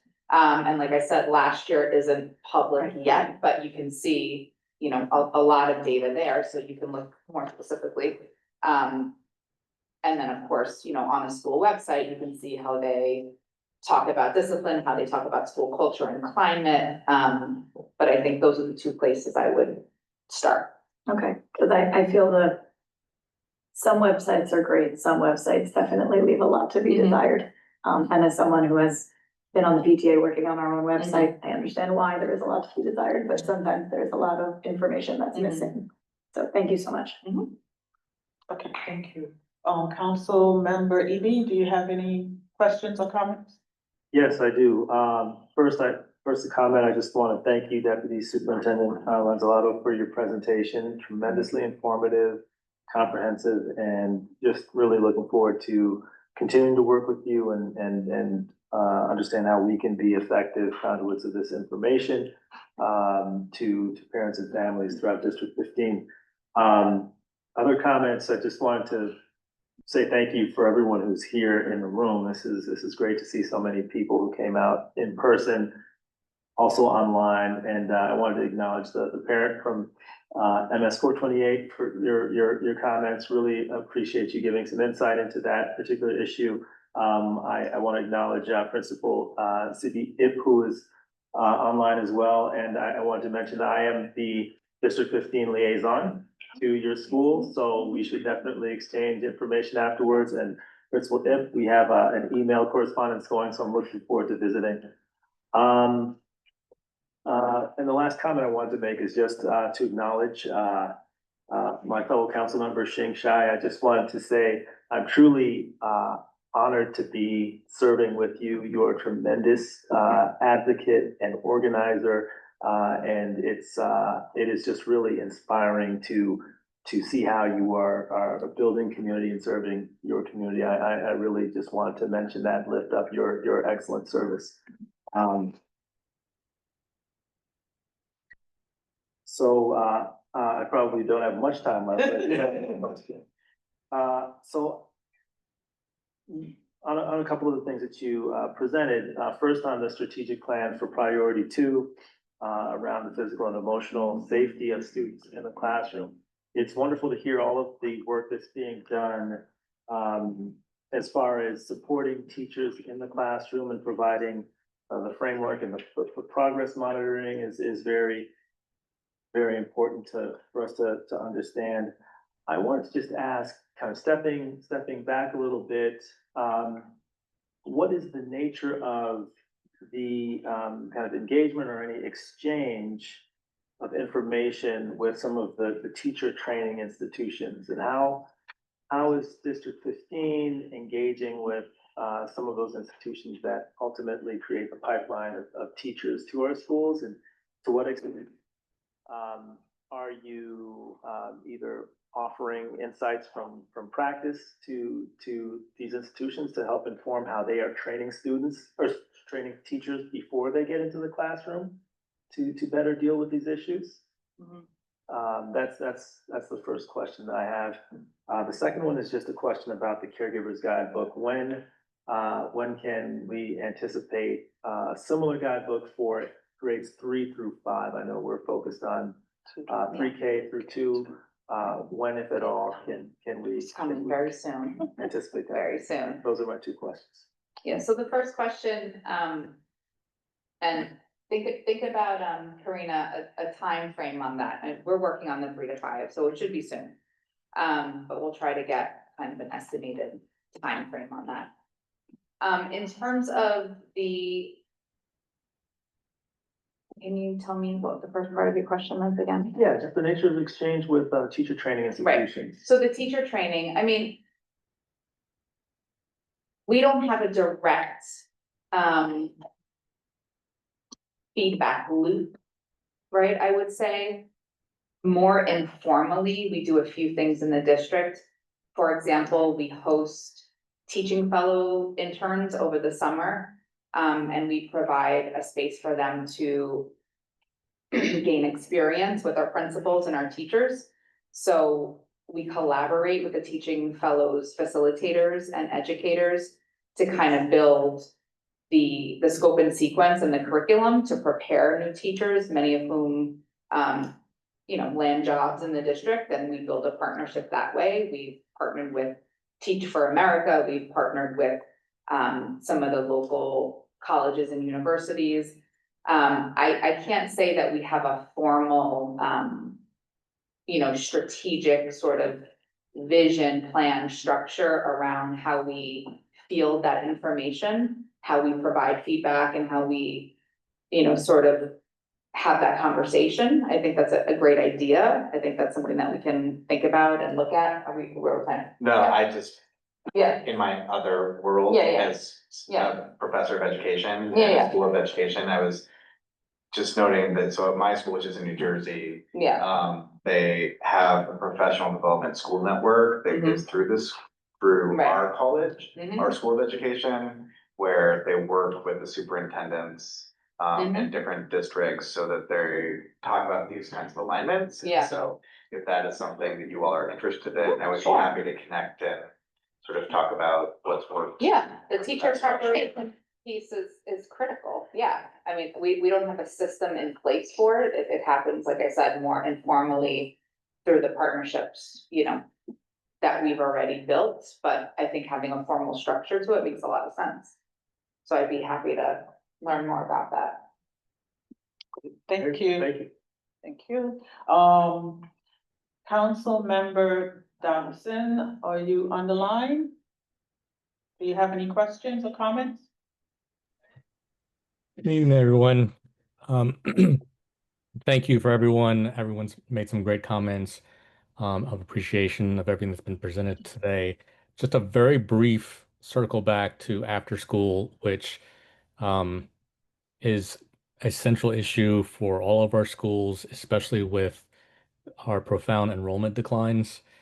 So I just wanted to see when parents and staff have these concerns, what our relationship and our ability to interact with DYCD and the Compass program and After School for All and that selection process moving forward.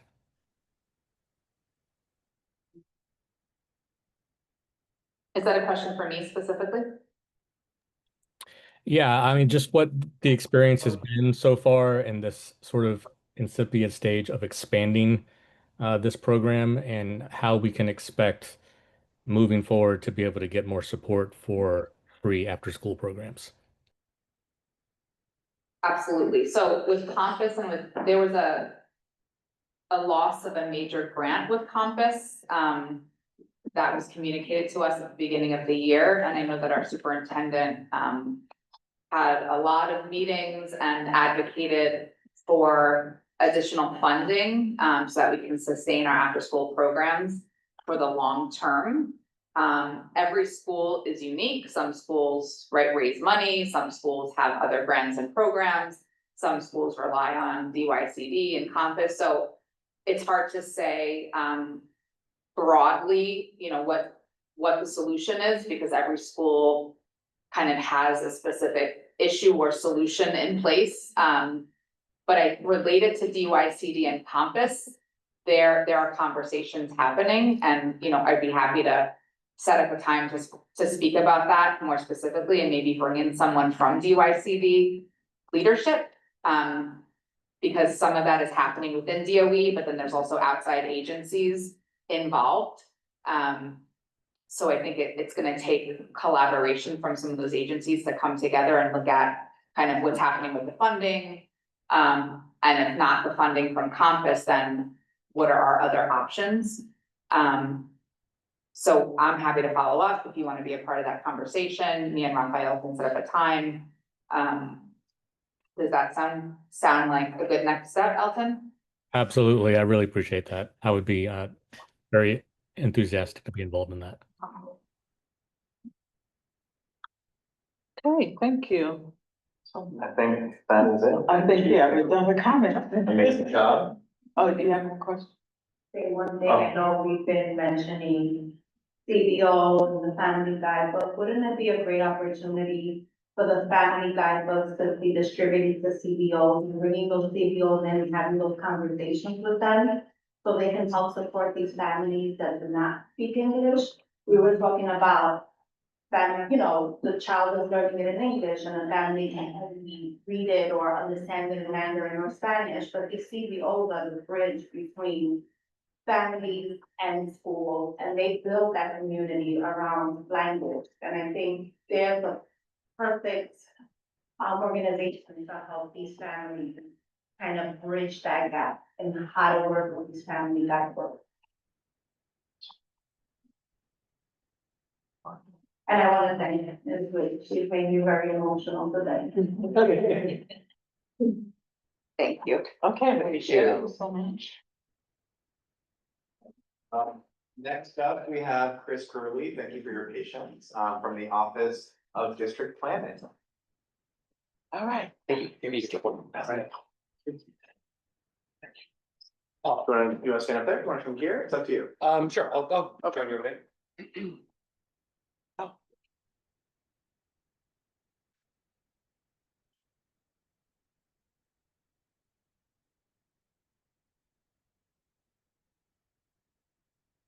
Thank you everyone for letting me join this evening. Again, my name is Chris Gurley. I'm from the Office of District Planning in the DOE Central Office. And tonight I'm going to share some information about what our office does. And I'm going to share some information about two proposals that we have before the community that will impact schools, if approved next year. And then we'll open it up for questions and comments. Just again, our agenda, I'll share a little bit about our office. I'll share some elementary school and middle school data summary highlights, talk about District 75 and special programs, then again, answer any questions or comments, and I'll leave my contact information. And then at the end, there's an appendix that explains some of the terminology that we use. Oh, thank you. You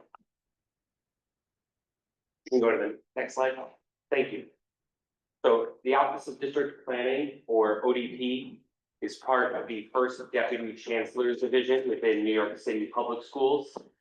ODP partners with school communities, community education councils, superintendents, New York City Public School partner offices, and other stakeholders to assess district needs and priorities through our annual district planning process. This process includes creating annual strategic plans to identify and address local needs, priorities, and opportunities, and to be responsive to all families across the city in close partnerships with superintendents. ODP has borough-based planning and analytics teams that manage the engagement, analysis, and potential proposal development that this process entails. So I'm part of the Brooklyn North team. So at all times, community engagement is critical to our work. We seek to engage in meaningful dialogue with all stakeholders in order to develop proposals that address local needs and priorities. Working closely with superintendents, CECs, and school communities allows us to have authentic conversations about needs and partner to develop solutions. ODP is committed to ensuring that all voices are heard early in the process, providing transparent and accessible information so that community members can be full participants in the planning process, and engaging communities through discussion about district needs and potential ways to address them through the process. So I've been talking a lot about process and how we like to speak with communities, but what exactly do we do? We support implementing Chancellor's Regulation A190, which governs the public review process for any proposal resulting in a significant change in school utilization. So anytime there's a major change to a school, our office supports with that process. Examples of these changes include co-locations of new or existing schools, school re-sidings, grade reconfigurations, school mergers, and school closures. For any such utilization proposal, our office is required to publish an educational impact statement, or an EIS. There's a lot of acronyms here. And if there's a charter school in the building, we publish a building utilization plan, or a BUP, no later than 6 months prior to the start of implementation and at least 45 days before the intended PEP vote. Quick side note, there's been some references this evening to the PEP, the Panel for Educational Policy. They are the final body that approves any major change to a school building. And so any proposal we publish has to come out at least 45 days before the PEP votes on that, to give the community time to, absorb the proposal and provide feedback. We convene a joint public hearing, or a JPH, with the CEC at affected school communities between 30 to 45 days from when the EIS is issued. And then we publish a public comment analysis the evening before the scheduled PEP vote, and arrange for the PEP vote on the proposal.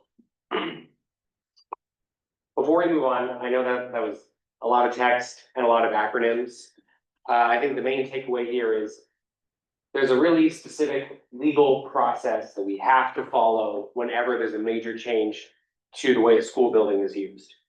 And the key goal of this legal process is to make sure that the community is informed, the community is participating in this conversation, and we are being responsive to community feedback. So that's kind of the main point of all of these date requirements and publishing of legal documents and things of that nature.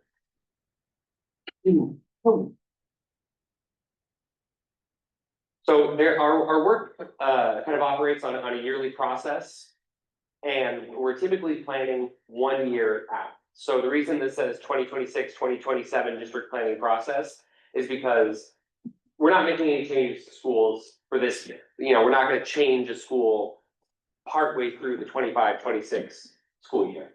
Right now, we are considering changes for the 26-27 school year, for next school year. And so in the spring, our office starts by looking at a lot of data, and I'll highlight some data on the next slides. But in the spring, we start looking at a lot of data. Our office compiles and analyzes data about each district to help identify areas of need. And ODP partners with superintendents and other partner offices to review the data and identify district priorities. Then, kind of during the summer, we engage in initial CEC and superintendent planning. We share district data summaries with each CEC. We share this CEC 15 over the summer and offer opportunities to discuss the data together. And ODP holds cross-functional meetings to continue planning, discussion, and develop initial scenarios to address identified needs. And then through the fall, after we've started discussing proposals, we engage superintendents, school communities, CECs, local elected officials, and other stakeholders to help understand key needs and impacts of potential ideas and refine scenarios. And then moving on through the fall and winter, based on engagements with the superintendents and CECs and other stakeholders, we determine which specific scenarios to pursue and initiate the formal proposal engagement. So again, I know that was a ton of words. Thank you for bearing with me. But in a nutshell, we use data, we work with community stakeholders, and we identify ways that we could potentially make changes to schools to improve outcome for children. And this is all governed by a very precise legal process. So at this point, I want to share just a few key data points that inform our work. There's a really robust data summary that we send out to CECs over the summer that has a lot of data about districts, but I just want to give you a few data points to paint a picture of what's going on in the district. So we often look at data in 5-year cycles. So if we look at 5 years ago in the 2019 to 2020 school year, total elementary school enrollment was 17,382 kids, and total middle school enrollment in District 15 was 6,484 kids. Then if we look at the 23-24 school year, elementary school enrollment was just under 14,000, and the middle school enrollment was just under 5,500. And then for the school year that just concluded, the 24-25 school year, total enrollment is 13,712. Total middle school enrollment was 5,412. So the reason I shared those 3 particular years is because, as I mentioned, we often look at data in 5-year cycles. And so over that 5-year period, elementary school enrollment declined 21% and middle school enrollment declined 16%. And you might look at that and think that's shocking, but I wanted to highlight that the 1-year enrollment, elementary school declined 2% and middle school enrollment declined 1%. So this story we see throughout the city. Over the last 5 years, there was a significant enrollment decline due to a variety of factors, obviously COVID being a primary factor, cost of living being another factor. So over the last 5 years, we've seen this big drop, but over the last year or two, we've seen that decline really stopping and really leveling off and maintaining. So I just wanted to highlight that that is what we're seeing in the short term.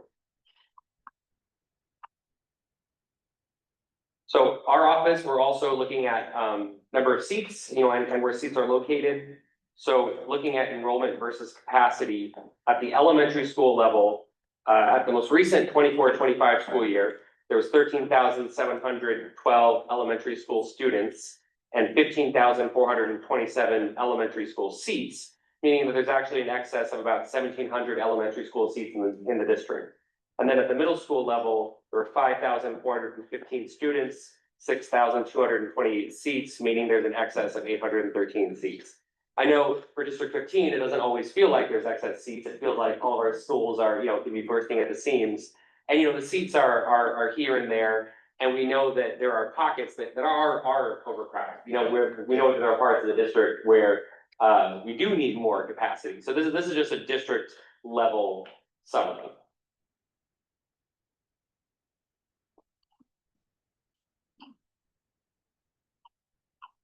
And so now I want to talk a little bit about district students who qualify for District 75 services who live in District 15. Just a quick note before we jump into this data. For folks who are not familiar, District 75 is a New York City public school district, program that serves students who require really specialized education in order to meet their needs on their IEP. And District 75 programs are located in schools across the city. There's typically one principal who will oversee many small sites, and those sites are co-located with our District 1 through 32 schools, so that the students who are in the District 75 program and the students who are in this case, the District 15 program, can interact with one another, learn with one another, and that's what we find is most beneficial for all the school communities involved. And so, before we dive into this data, I want to highlight that if there's a student who qualifies for District 75 services, they are placed in a program. There are no students who qualify for District 75 services who are just sitting at home, but the program they're assigned to is not always right in their community. That might be based on their particular needs. It might be based on where is a school that can actually meet their needs. And so there are some students who, and they're provided with busing, but they can still have to travel quite far distances even on that bus. And so for District 75 students, when we talk about a deficit, again, we don't mean that the students are just sitting at home. We mean that those students are having to travel outside of the district to get the services that they are entitled to. And so one of our primary goals at ODP is how can we create more opportunities for District 75 students to get services in their community near their home, so they're not having to face those long travel times. So I just want to highlight that before we dive into this, which is to say that in District 15, at the district level, there is no seat deficit for middle school age students in District 75 programs, but there is a seat deficit for elementary school age students in District 75 programs. So if you look in this top table, there's approximately 130 children of the elementary school age who live in District 15 who are having to travel outside of District 15 to get the services that they are entitled to. And so again, we consider that to be a deficit, and so we're looking for opportunities to create more District 75 programs in District 15 so they aren't having to travel. But again, I just wanted to highlight, they're still getting their services, they just have to travel to get them. But at the middle school and the high school level, we're able to accommodate all students in District 15. And then the second table below just shows the change in the District 75 population over time. Over the last 1 year, there's been a 3% increase in the number of elementary school age. There's been a 6% decrease in the number of middle school age and a 7% increase in the number of high school age students who require District 75 services. But over the last 5 years, we see that elementary school and middle school, there's been a significant increase. Okay, before we turn to the next slide, thank you so much for listening to all of that. That's kind of the high level information. Please note any questions or comments you have about that. What I want to turn to now, before I open it up to questions and comments, is 2 specific proposals that we have for the District 15 community at this time. So the first proposal, just going in numerical order, is the proposed opening and co-location of P371K at K004, a new site of existing District 75 school PSK 371 with Global Innovators Academy in building K004 in the 26-27 school year.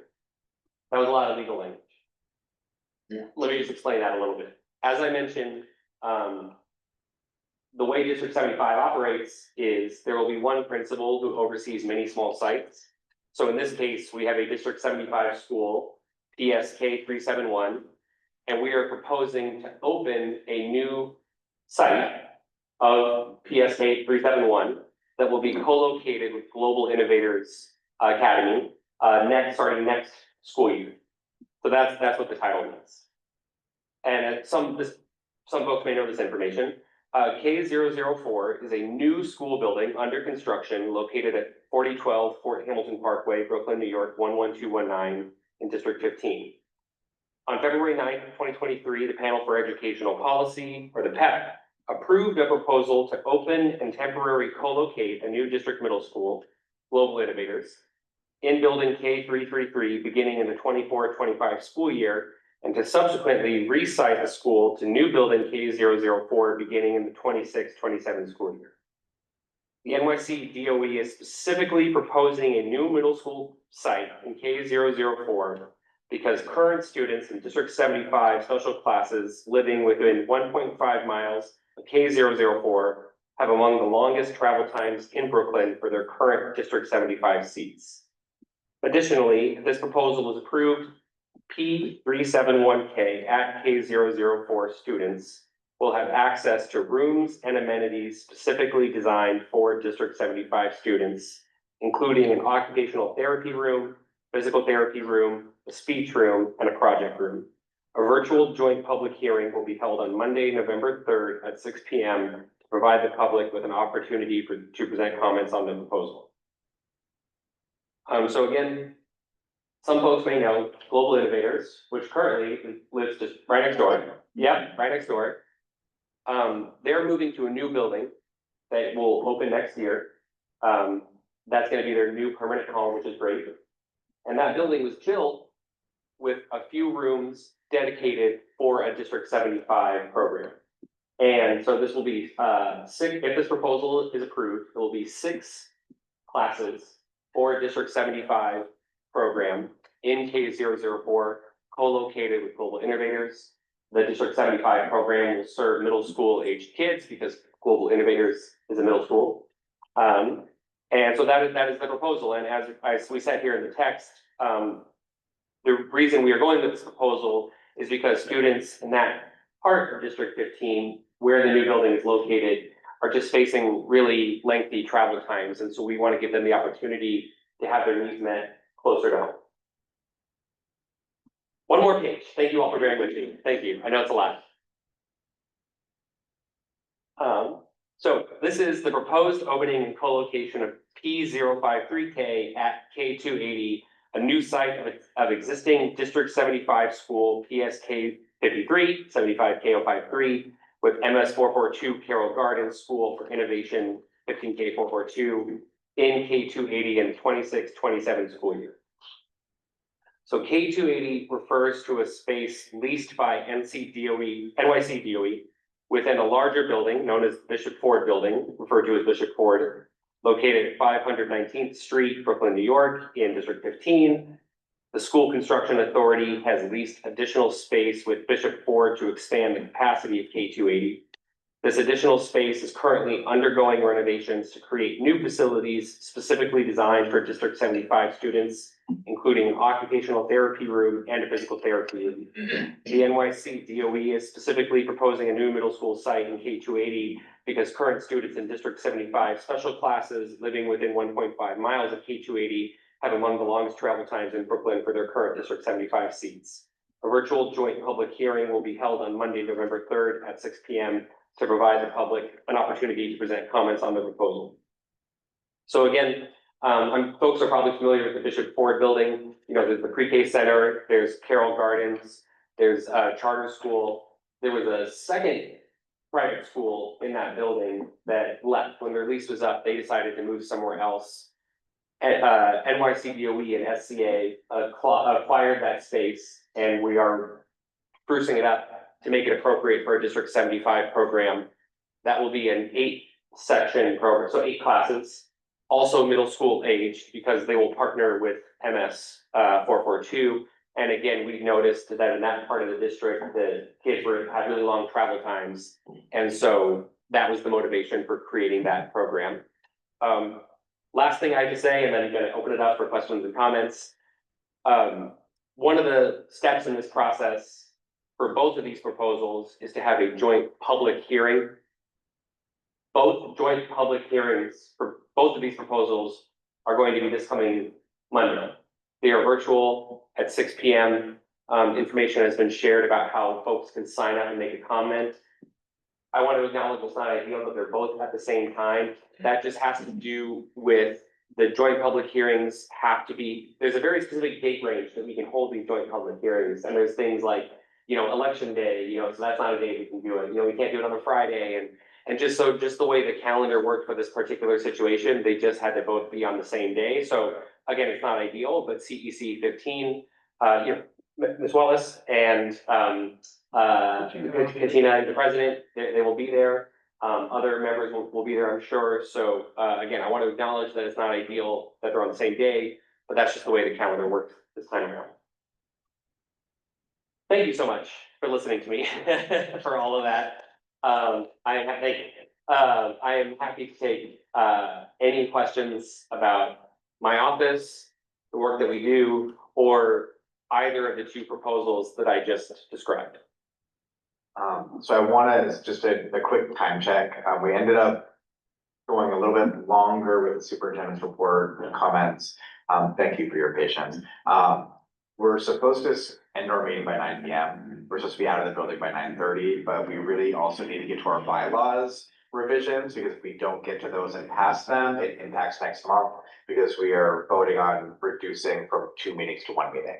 So with that being said, I'm wondering if the council is okay.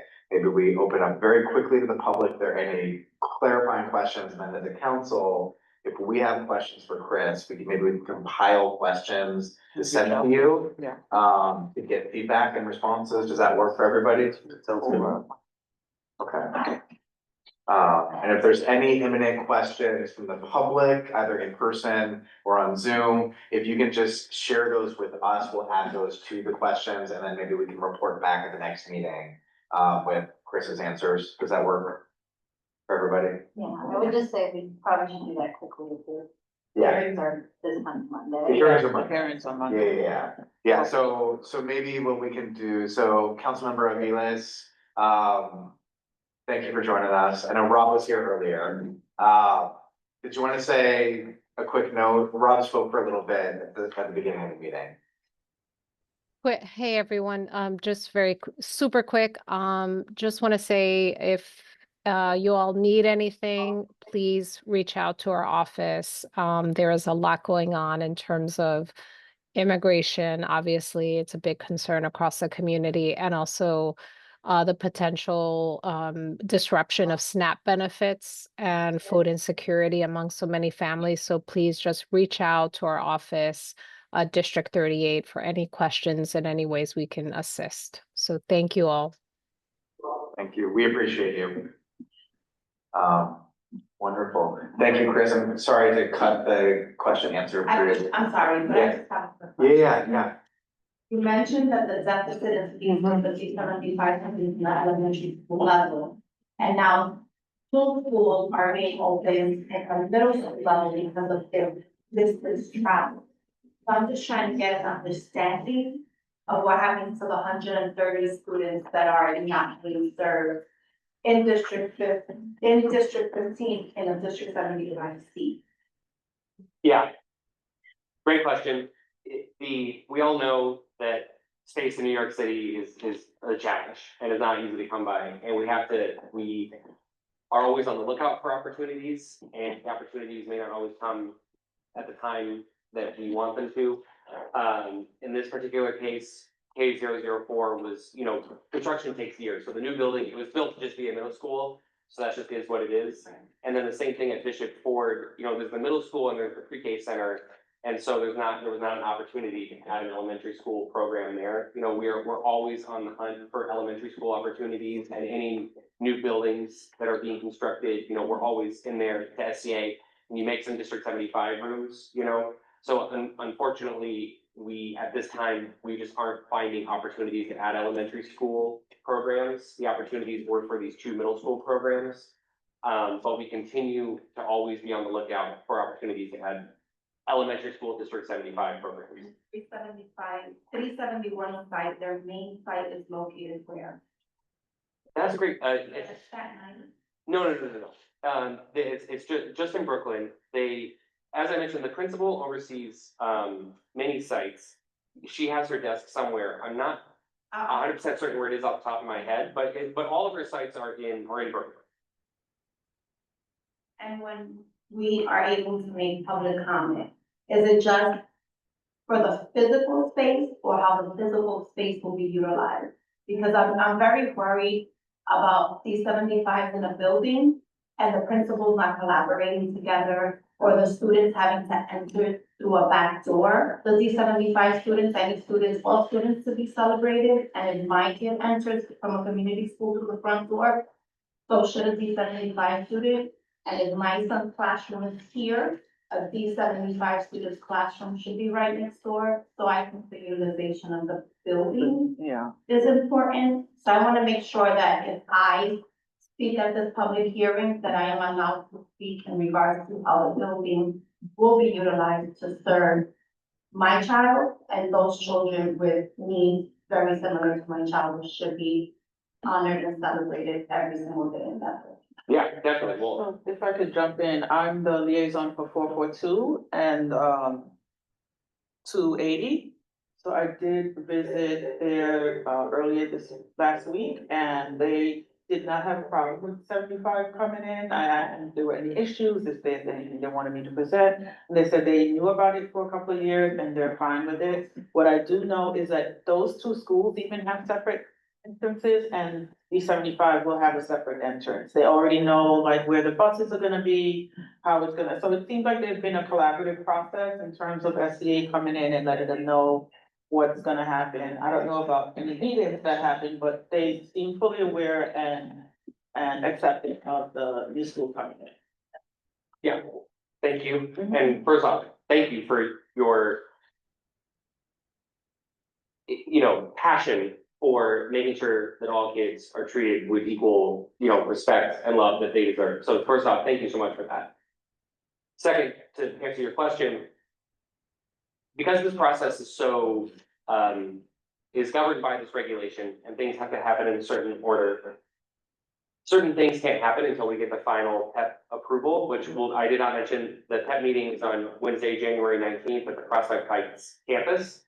And so once these proposals pass, I don't have a crystal ball, but I've never seen the PEP vote down a proposal that has community support like these proposals do. And so once we have that final legal approval and we know this is happening, that's when principals are able to start collaborating because we know that it's set in stone, and it's good that it happens in November, before next September. And so no decisions have been made at this time about, which classrooms are gonna be where. But once that vote happens, that's when the principals will get to start collaborating because it is set in stone. And what's so great about both of these particular proposals, both the new building at K004 and the space that's being renovated at K280, is both of these spaces are being specifically built with District 75 needs in mind. There are most times, we don't have that opportunity. Most times, it's just space in a building that might have been built in the 1920s, and it's a classroom that was not built with students' needs in mind. But in these cases, the rooms are specifically being constructed with the needs in mind. So the space is going to be great, no matter what particular classroom they're going to be in. It's going to be a great space that's set up for their needs.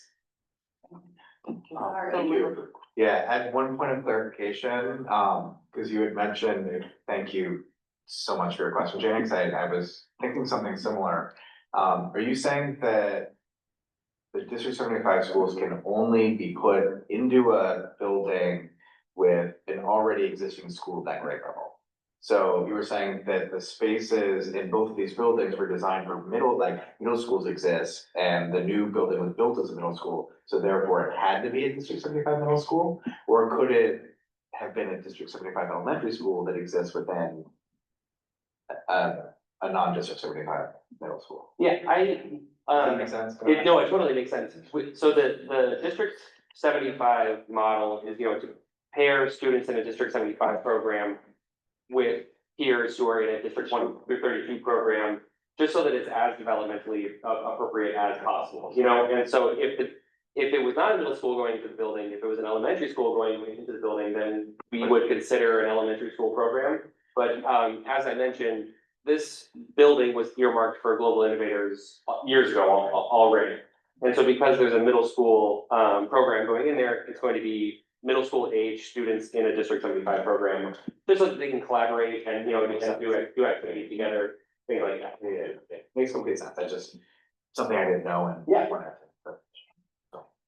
Thank you. So I will create a Google Doc for us to share and come up with questions, and we'll send that to you in the next day or two. Great, and yeah, my contact information was there, and we don't want to get hold of each other, so thank you all very much. Yeah, thank you. Thank you. So we are gonna turn it over to Elton very quickly to go through our bylaws revisions, so that we can, because we have to read them one more time. And then have any final comments before we vote for the bylaw revisions. We will not have time to go over any of the other business today, but we can table that for the next.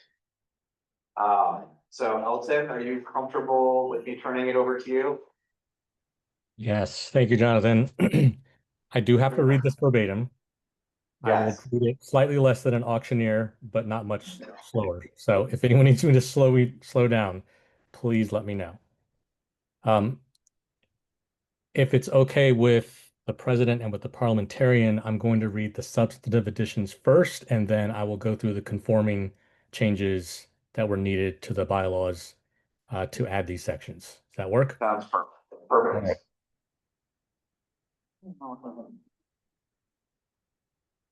So there are two primary purposes behind these bylaw amendments and additions.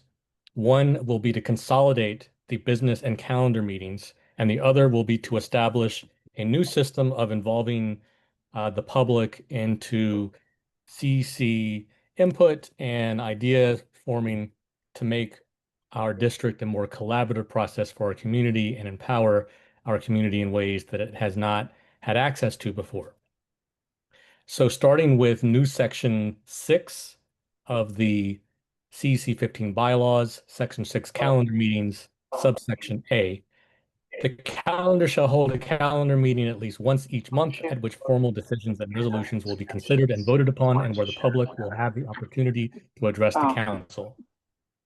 Sub B, the calendar meeting shall be held on the last Tuesday of each month at 7:45 p.m. In the event this day falls on a legal or school holiday, the calendar meeting shall be held on the Tuesday prior at 7:45 p.m. Sub C, the calendar meeting shall convene only after the business working meeting held earlier the same evening has adjourned.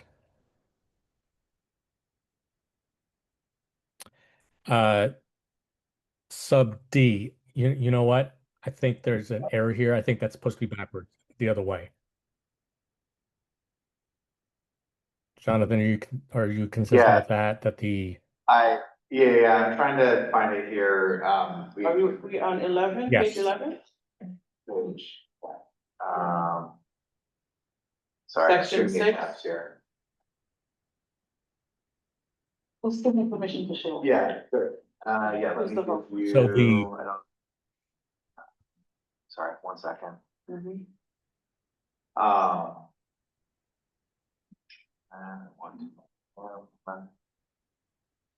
apologies. I thought that change was in here already. Maybe I did not save it. Yeah.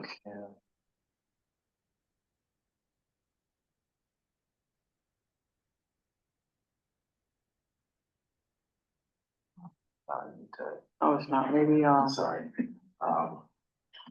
Yeah, so go ahead. What you're saying is for, sorry, page 11. That we want to have the calendar meeting first. And the business Right. meeting second. Yes. Correct.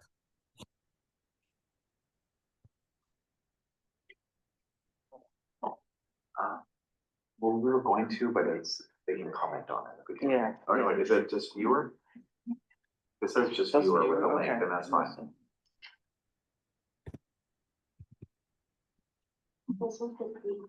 Yeah, so we can share that one. Yeah. You gonna put it in the chat? Okay. Yeah, so go ahead and make that change, Elton, because that's what we had said last time. Yes, I did make that change. I'm assuming maybe I did make the change in the correct document. I apologize. Okay, so the calendar meeting will be held at 6:30. So sub B should read, the calendar meeting shall be held on the last Tuesday of each month at 6:30 p.m.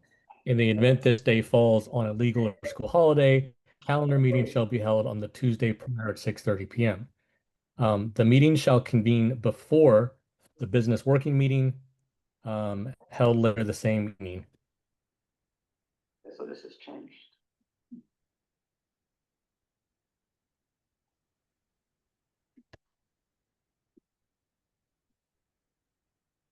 Let me try to, I'm gonna share my screen here. Okay.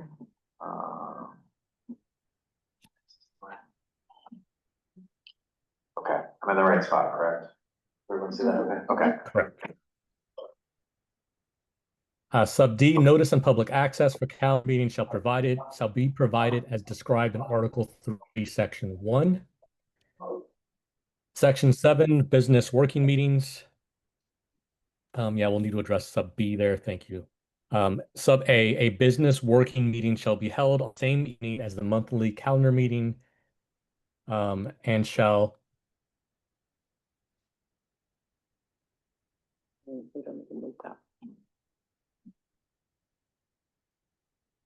Did I do something?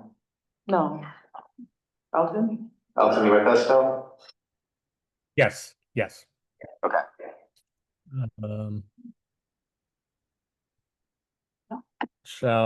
We need to proceed it. This should be the only hiccup here. I'm sorry, everyone. Don't need that, right? In sub A, shall be held the same evening as the monthly calendar meeting and shall, what's the opposite of Proceedings. 3C?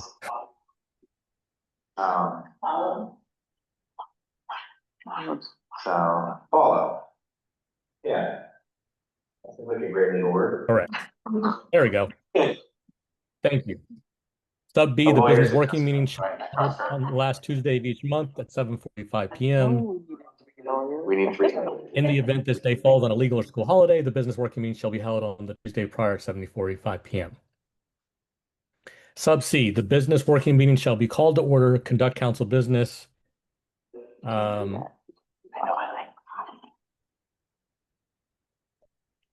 Okay, we're gonna just switch this out.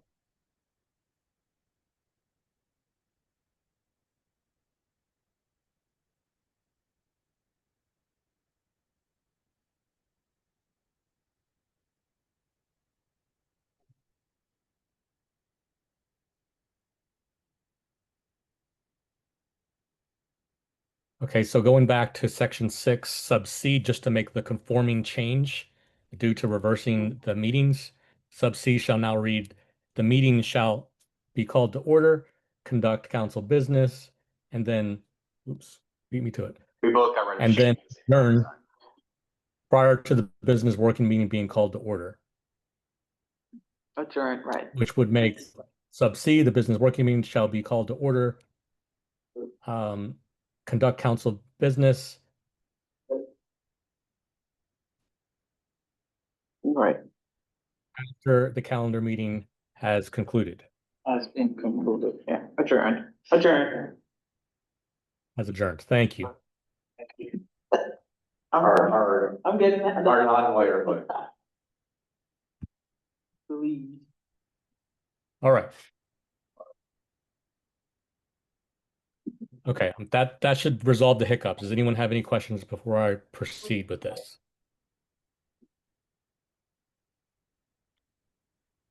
Okay, in sub D of section 7, in the event there is unfinished business or time-sensitive meetings, the council may vote to schedule an additional business working meeting as needed.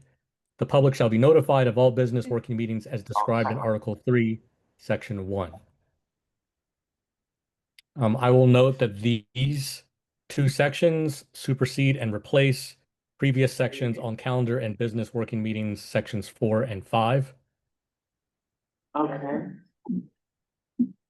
Before we get to the Section 4. conforming changes, I'm going to go down now to the new Article 5, which covers the second part of these changes, which involve our working groups. Article 5, working groups and liaisons. Section 1, purpose and structure. To advance the council's work. Yeah. I'm sorry, it's page 17, page 17. Oh. Okay, oh, that's 4, I'm sorry. I said 4. I'm messing up a lot. Sorry about that. No, and it, how did I miss it? Got it. To advance the council's work while preserving transparency at regular council meetings, the council may utilize non-binding advisory working groups and designate individual liaisons. Working groups and liaisons gather information and community perspectives. All deliberation, policy development, recommendations of the council, and decision-making occur solely at the meetings of the council, noticed and conducted under Article 3 and applicable law. Section 2, advisory working groups, not committees of the council. Sub A, nature. Working groups are advisory and are not committees, subcommittees of the council. They do not exercise authority, transact public business, or perform any necessary function in the council's decision-making process. B, composition. Working groups may include both council members and non-council participants, parents, guardians, students, educators, community partners. To ensure a community-led process, non-council participants shall always be part of the working group's active membership at all times. Sub C, co-leads. Each working group may have up to 2 co-leads, one community co-lead, non-council, and optionally, one council member serving as a liaison co-lead. Co-leads facilitate agendas, outreach, and production of materials. They do not provide over any meeting of a public body. Sub D, process. No council decisions. Working groups do not accept positions on behalf of the council, do not bind the council, and shall not be assigned any task that is a necessary step in the council's decision-making. Council members participating in a working group do so without deliberating towards a council decision outside a noticed council meeting. Sub E, outputs, community recommendations. Working groups may create informational materials, data summaries, what we heard memos, and community recommendations that reflect the viewpoints of community participants. A community recommendation must indicate concurrence by a majority of participating non-council members present at the session where the recommendation is finalized. All such documents must be clearly labeled community recommendation advisory only, not a council action. Sub F, gatherings. Working group gatherings are for information sharing and community input. If at any time a working group is asked to screen, rank, or narrow options on behalf of the council, or otherwise perform a necessary step in the council's decision-making, the matter shall be converted to a duly noticed council meeting under Article 3 before any such step occurs. Note that Section 3 is not part of the proposal tonight. Section 4, liaisons. So that will be section 3 now. So just a point of order, is it Yes. section 3 is gonna be deleted? We had discussed that, so I just redline deleted, suggested editing, deleting that. Okay. Or should I just delete it? I don't know, I think we should just delete. Delete. Okay. Oops.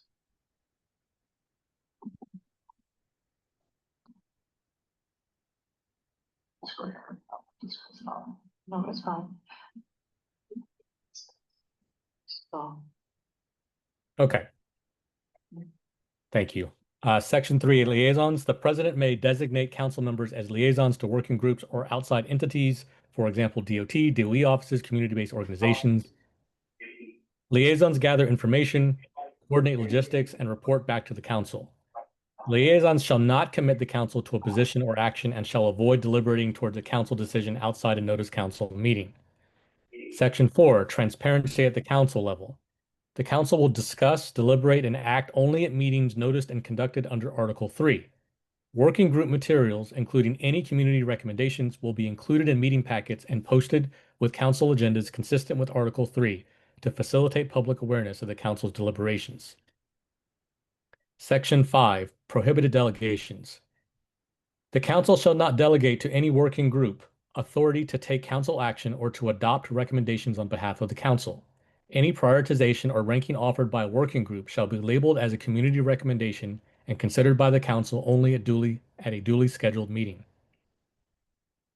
And finally, for this section 3, covering transition and sunset of prior committees, any previously created committee of the council is dissolved upon adoption of this article unless expressly continued by resolution as a council meeting or hearing format under Article 3. The council may convert prior committee work into a working group information gathering effort consistent with this article. So now, if I can, I'm just going to go back and cover just some of the minor conforming changes. So going to page 5 under section 3, duties of officers. So section 3.1 sub D will now read, the president may participate in working groups and may designate council member liaisons. Elton, I'm sorry. Oh, sorry.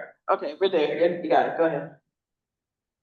The president may participate in working groups and may designate council member liaisons pursuant to Article 5, provided that working groups do not transact council business.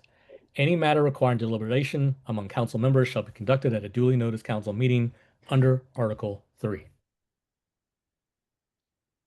Scrolling down to page 8, which will be Article 3 on meetings, section 1. Sub D will now read, the council will post with its agendas any informational materials received from working groups, including community recommendations that are relevant to items on the meeting agenda.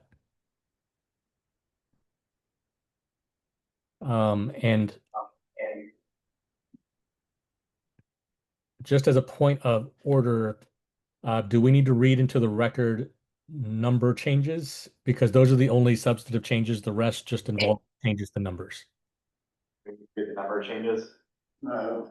No, okay, our phase liaison says no. Okay. Well, then that concludes the reading of the proposed changes to the CEC 15 bylaws to facilitate joined calendar and working/business meetings and adding a system for public input in the form of working groups. Wonderful. So I think we need to do public comment and then CEC comment and then vote quickly. Hello, are there any public comments in the room, in person, or on Zoom, or on the translation line?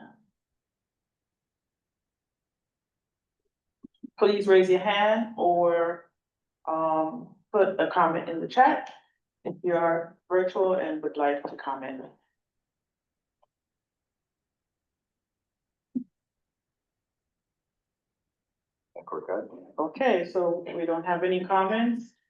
we would like to hear from council members, any council members with comments at this point? Besides, thank you very much, Elton. Thank you for all this work. And Kim, thank you, Elton and Kim, for this great work. I move to vote. Second, Great. Councilmember Angelica Cesario, Yes. Councilmember Jonathan Davis. Yes. Councilmember Elton Dodson, Yes. Councilmember Ken Eby, Yes.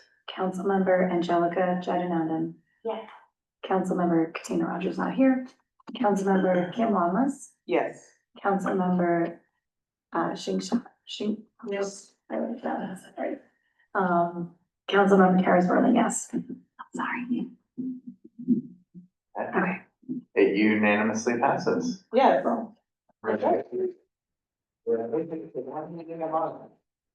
So to wrap up this meeting, because it is now 9:03 and our translators need to go home, as do the rest of us, so thank you.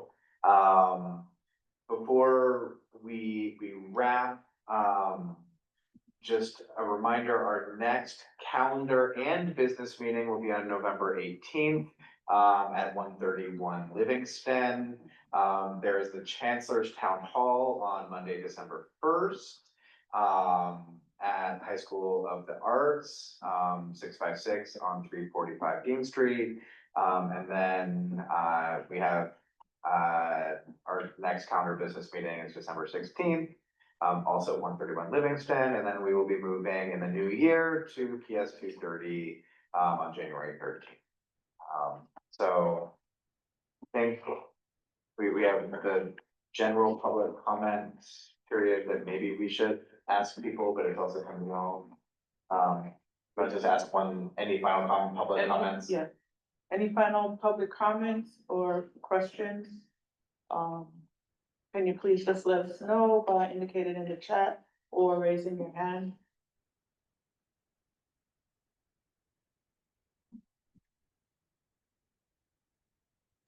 No question from Bangla line. Cat Spanish, any questions? No questions in the Spanish line. Mandarin, any questions, comments? No question and or comments in Mandarin line. Okay, thank you very much. Thank you. So at our next meeting, we will talk more about working groups if we have time. Council members, take a look at the Chancellor's Town Hall questions, because we'll want to get those to Anthony. So put your name next to one and draft questions, and we can work on that document so that we can individually, so we can then send that to Anthony. And then the legislative breakfast in January, we're gonna start talking about that soon, but I move to adjourn. A second. Let's get out of here. Great job, great meeting. Thank you. Great job to our Vice President. Good job. for- Thank you. We were fine, right?